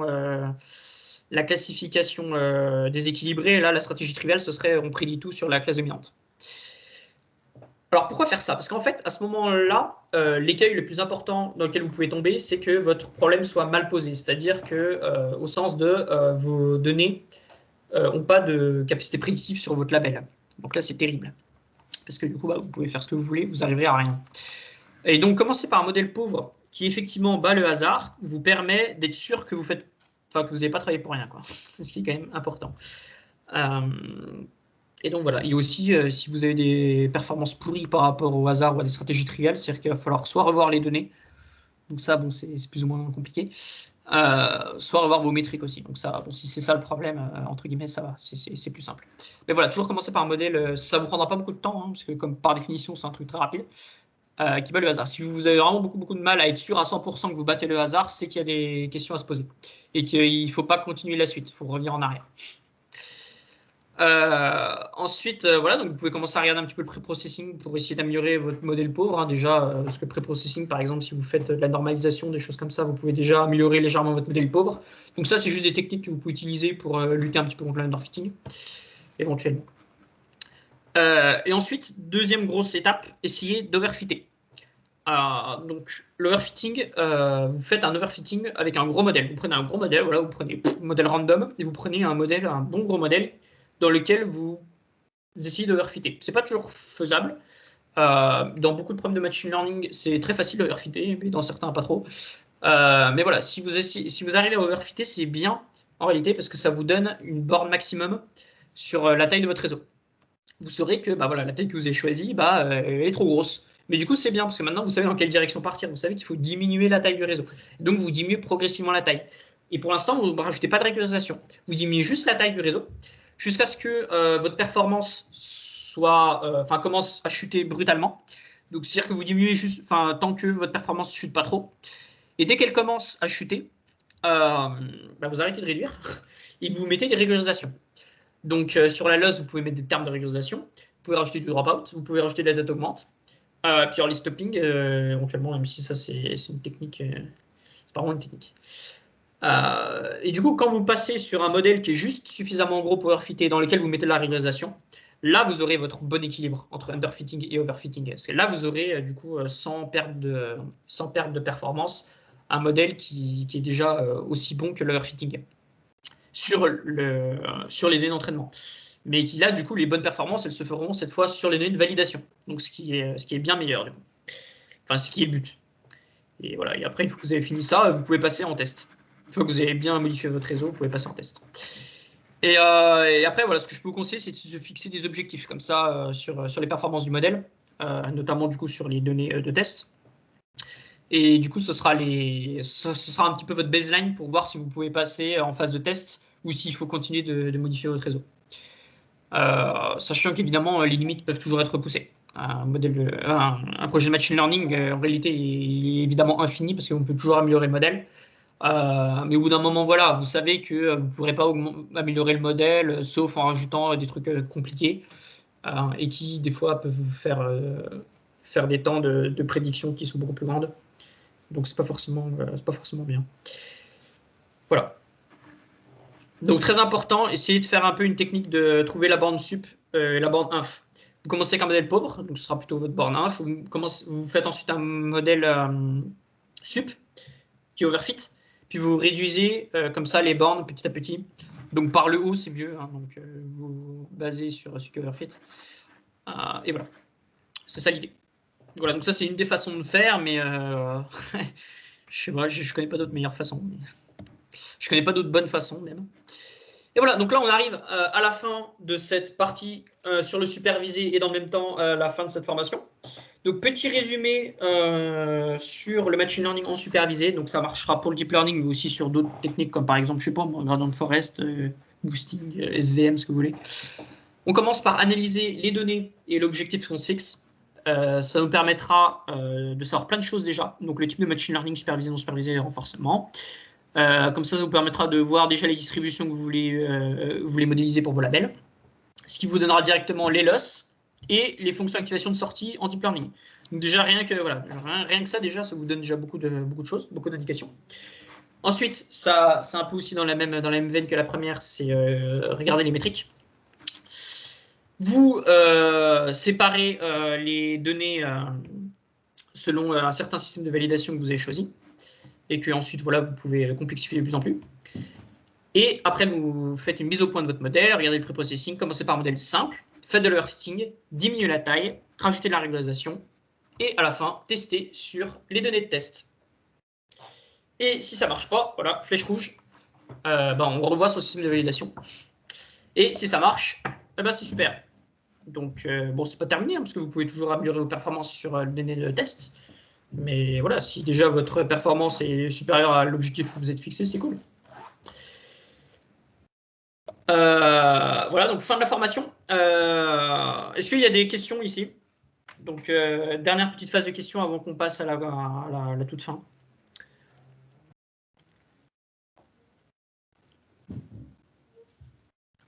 Sachant que normalement, cette petite slide vous sera résumée en un petit peu plus détaillé par, je crois que c'est le VP, je crois que c'est Christophe qui avait proposé ça, le VP formation. Donc il vous fera passer un PDF qui résume ça en fait, la petite to-do list, le petit guide de survie. Par contre, ouais. c'est Christian, hein, c'est pas Christophe. Christian, pardon. Parce que Christophe, il aime pas. Hein, je dis. Mes excuses. Allez, sur Telegram, c'est Christou. Fais pas d'effort, hein. Tu lui diras. Ok. Alors, on y va. Donc là, un petit mot sur les sources. Il y a un livre que j'ai acheté et sur lequel je me suis énormément basé pour faire cette formation. C'est Deep Learning de Guy Goodfellow. Goodfellow, c'est quelqu'un que vous avez peut-être déjà entendu parler. C'est vraiment un pionnier du machine learning. Il a fait beaucoup de choses. C'est lui notamment qui a créé les GAN, mais il a fait plein d'autres trucs. Et il a fait un livre de référence qui s'appelle Deep Learning, donc sur le Deep Learning. Et il explore beaucoup de facettes de la théorie. Donc il y a beaucoup de mathématiques, comprendre les mathématiques derrière le machine learning et le deep learning. Donc voilà, je me suis basé sur les idées un peu basiques de ce livre-là pour vous faire cette formation, principalement. À noter qu'il existe en français. Et alors pourquoi j'en parle? Parce que en fait, c'est la traduction française de ce livre, le Deep Learning, est la toute première traduction qui a été faite par une IA, enfin basée sur une IA d'un gros livre. Oui, donc c'est un gros livre, hein, vous imaginez bien. Donc voilà, donc par DeepL, hein, le traducteur très connu, voilà, c'est la première traduction qui a été faite par une IA. Et ensuite, évidemment, il y a des spécialistes après qui ont relu ce qui a été fait, mais voilà, ils ont gagné énormément de mois de travail juste en utilisant DeepL. Donc, voilà. Deuxième livre, Apprentissage profond avec Python, donc de François Cholet, créateur de Keras, une bibliothèque que vous connaissez bien, et français aussi, Cocorico.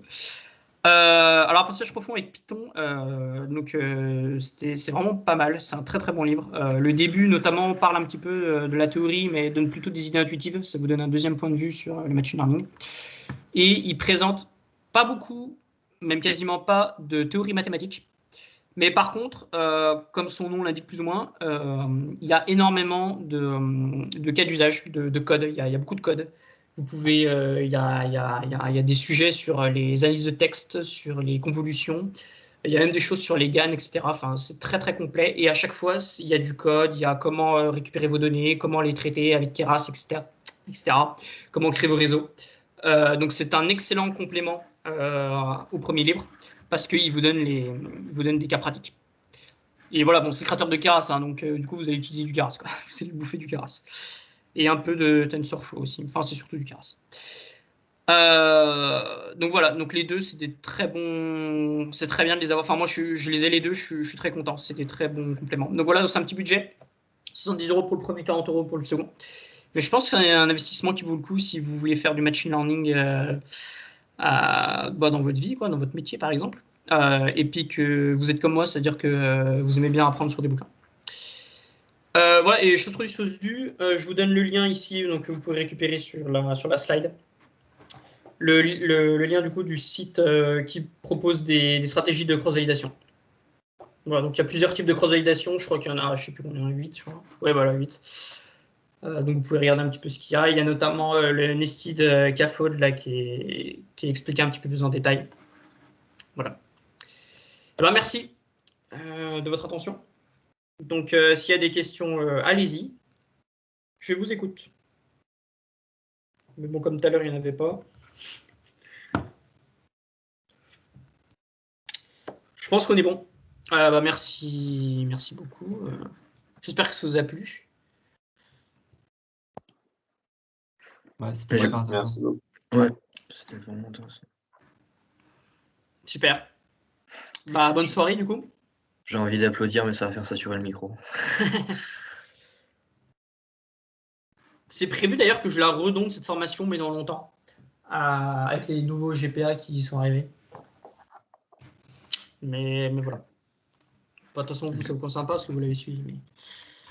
Voilà, voilà. Bah, j'espère que c'est plus clair pour vous, que ça vous a permis d'avoir un peu plus de recul, de comprendre pourquoi telle ou telle chose, et puis voilà, pouvoir aussi créer vos propres idées par rapport à vos projets spécifiques. Ouais, je sens que la fiche récap va m'être utile. Et Ouais, je pense que ce serait utile. Ouais. la démo de la Mean Squared Error, d'où ça vient, ça je savais pas. Ouais. Donc ça a été intéressant. Ouais, clairement. Ouais, d'ailleurs, d'où ça vient, pareil, là, le pas cross-entroprie, pardon, Cross-validation. ouais, ouais.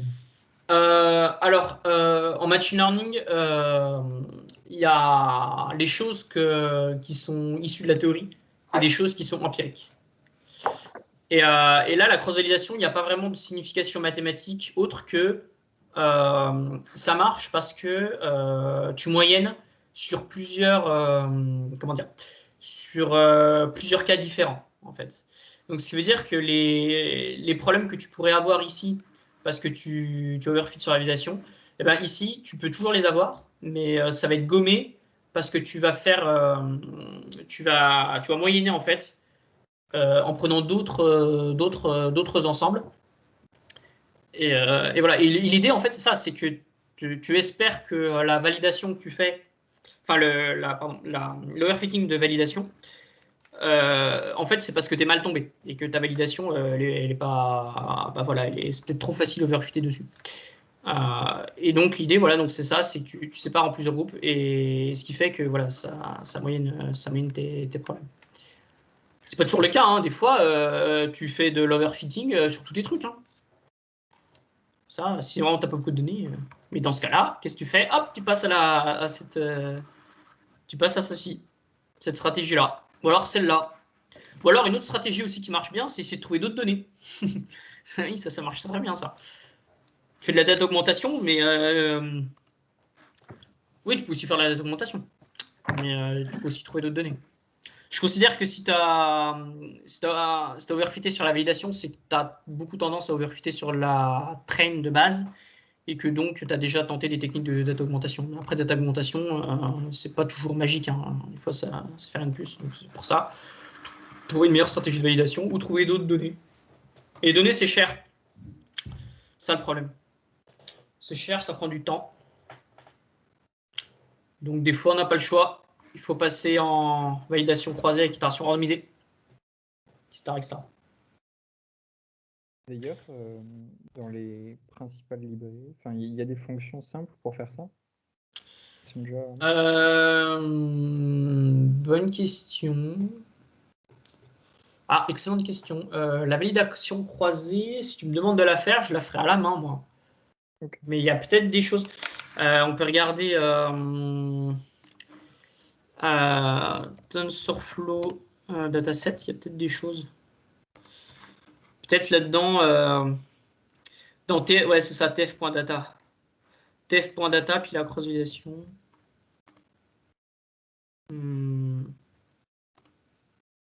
Ah, je suis pas sûr, hein. Je pense qu'il faut la faire à la main.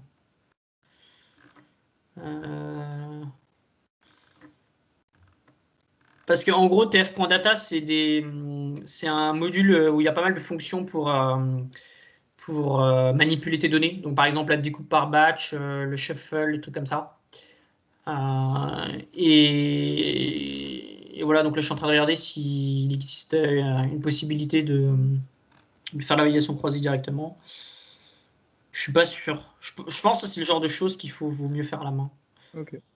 Voilà. Puis, ouais, parce que c'est quand même assez spécifique à des données. Ouais, c'est vrai. Mais. À voir. Après, il y a certainement un truc qui peut marcher, c'est de passer ton modèle en modèle scikit-learn, puis scikit-learn, il va y avoir des trucs. Mais souvent, la grid search, tu peux le faire comme ça.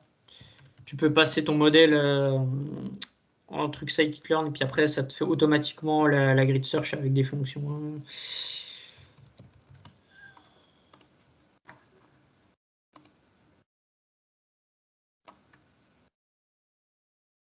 Ah non, même pas. Ouais, c'est tombé. Je crois pas que ça existe. Ah, attends, peut-être que c'est parce que je. Ah si. crois que c'est. Ouais, je crois que tu peux. Ouais, mais ouais, fais-le à la main, ouais, hein. T'emmerdes pas à utiliser scikit-learn quand tu fais un truc en deep learning. Surtout pas. Même la séparation, là. Je sais pas si tu as besoin d'importer scikit-learn juste pour faire une séparation train test. Non, scikit-learn, en réalité, c'est pas ouf pour le superviser. Enfin, j'aime pas trop pour le superviser. Pour clustering, réduction de dimension, c'est bien. Pour les trucs ensemblistes avec Random Forest et tout, je sais qu'il le fait, mais il vaut mieux utiliser des trucs un peu plus personnalisables en utilisant l'IGBM ou XGBoost, qui permet de faire de la Random Forest aussi, je crois, pour XGBoost. Puis voilà.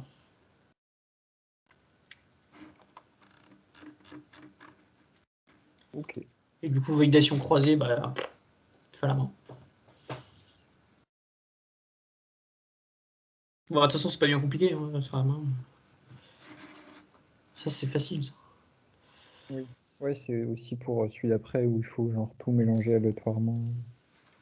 Enfin non, on pioche aléatoirement. Bon, ça pour le coup, c'est encore plus simple. Ah ouais? Une fois que tu sais faire ça, Ouais, ok. ça c'est facile, hein, tu reshuffles une fois les données. Et Oui, puis, j'avoue. puis tu Oui, fais une j'avoue. boucle, tu fais une surboucle et tu dis bah fais le P fois quoi. Ouais, oui, c'est vrai. Puis éventuellement tu rajoutes un petit truc pour faire une moyenne. Mais ça pour le coup, une fois que tu as ça, l'autre c'est encore plus simple.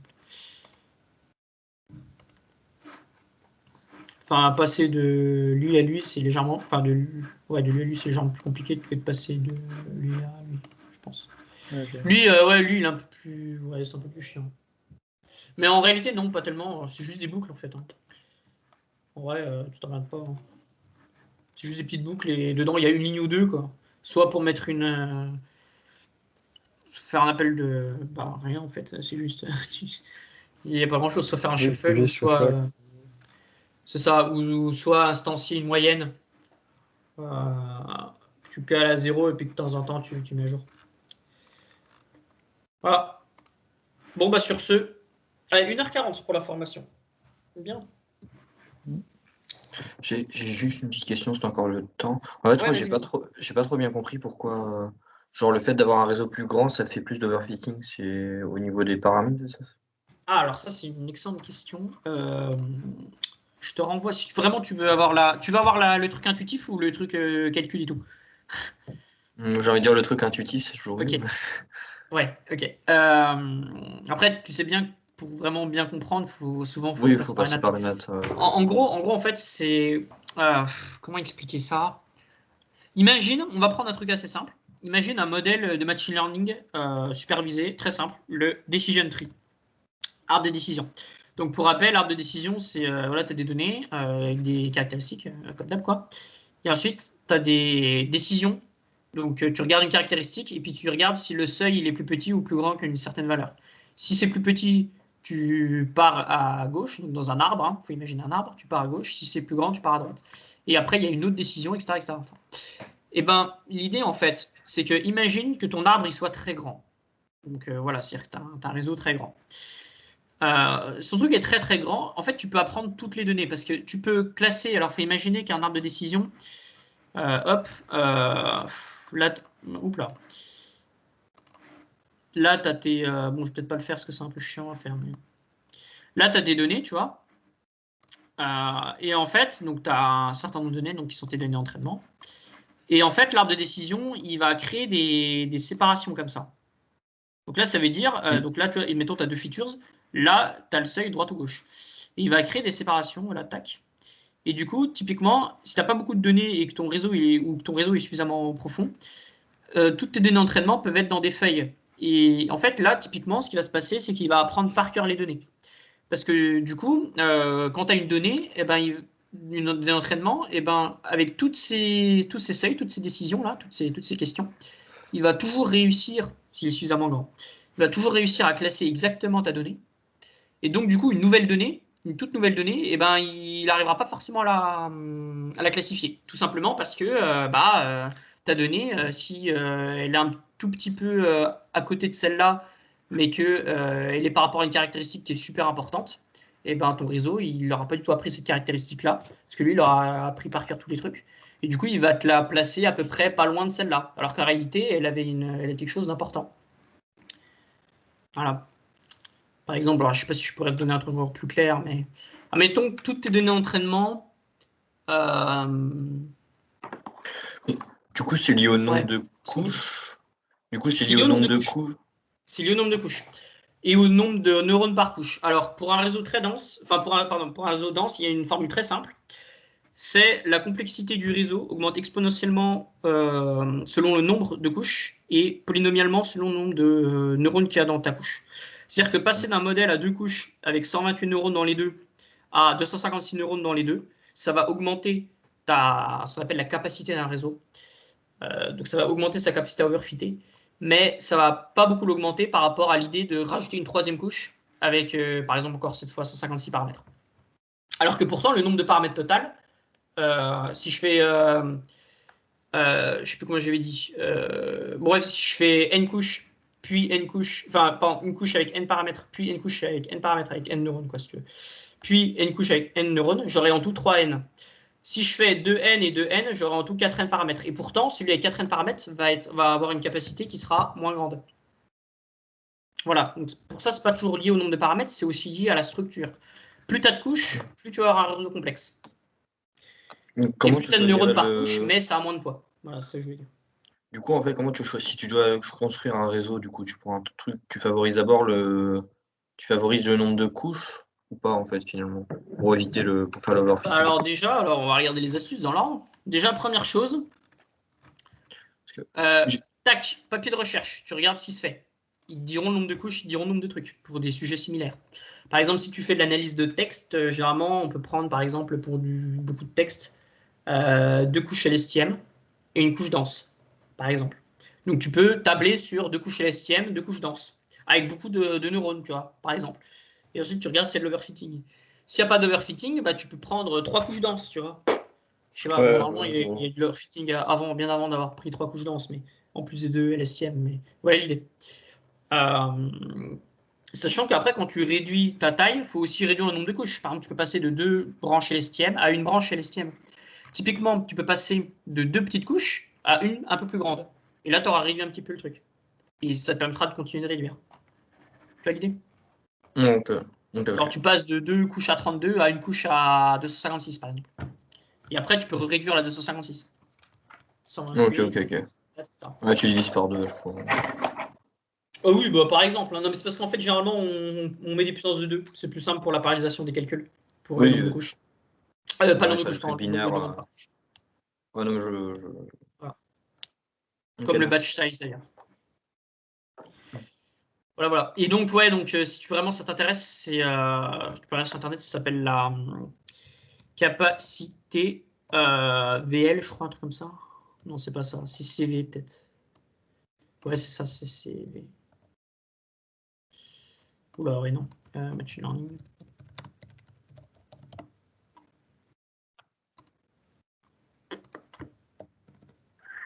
Dimension aussi. Il y a un V dedans.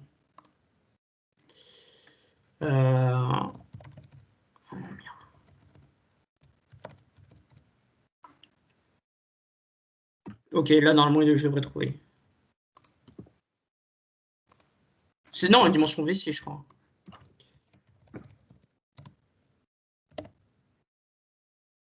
Voilà, Vapnik Chervenkis. Et là, ça t'explique. Il y a un théorème fondamental, notamment, qui est lié, voilà. En gros, ça te dit, si tu as beaucoup de données, ça va pas beaucoup overfitter. Et si tu as beaucoup de couches, ça va overfitter, en gros. Et du coup, tu as la dimension VC qui est reliée à ça, donc qui peut être définie comme étant la taille minimale que peut avoir ton espace de données pour qu'il y ait des cas qui soient mal classifiés. Par exemple, sur un classifieur linéaire super simple, avec une seule droite, là, la capacité, c'est 3. Parce que quand tu as 3 points, tu peux trouver 3 points qu'il arrivera pas bien à classer. Enfin, non, plutôt, non, il faudrait. Non, justement, 3 y arrive et c'est à 4 qui commence à ne plus y arriver. Tu vois, ici à 4, on voit que pour ce cas-là, il n'y arrive plus avec juste une seule séparation. Et du coup, la dimension, ce sera de 3. Et du coup, plus ton réseau est complexe, plus des séparations ici, tu en auras plein. C'est ce que je t'avais montré tout à l'heure. Et donc ici, voilà, tu as le VC donc, qui est... bon, il faut regarder... voilà, H, c'est la dimension VC. Donc plus VC est grand, plus l'erreur d'overfitting possible, donc qui est ce terme-là, sera élevée. Plus tu as de données, moins il sera élevé. Plus la taille de ton train set sera élevée, moins ce truc-là sera élevé. Voilà, donc ça, voilà, donc, hein, ça c'est l'erreur que tu pourrais avoir sur de l'overfitting. Ok.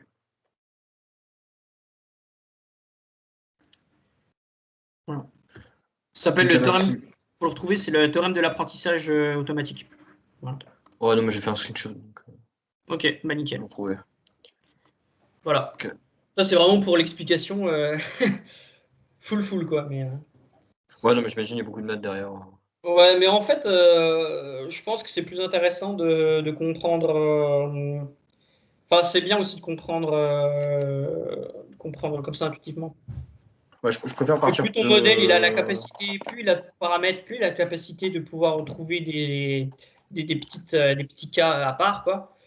Plus il va avoir envie de s'en servir et du coup de classifier de manière un petit peu bizarre de manière à part toutes ces données d'entraînement et arriver du coup à ce cas-là, quoi, cas d'overfitting. C'est à nouveau le réservoir d'Occam. Ouais, Plus de paramètres, donc moins crédible. Ouais, c'est ça, exactement. C'est ça. Ouais, je pense que c'est ça, c'est l'idée, ouais, aussi, du réservoir d'Occam. Enfin, c'est pas tout à fait la même idée que ce qu'on a vu tout à l'heure, mais...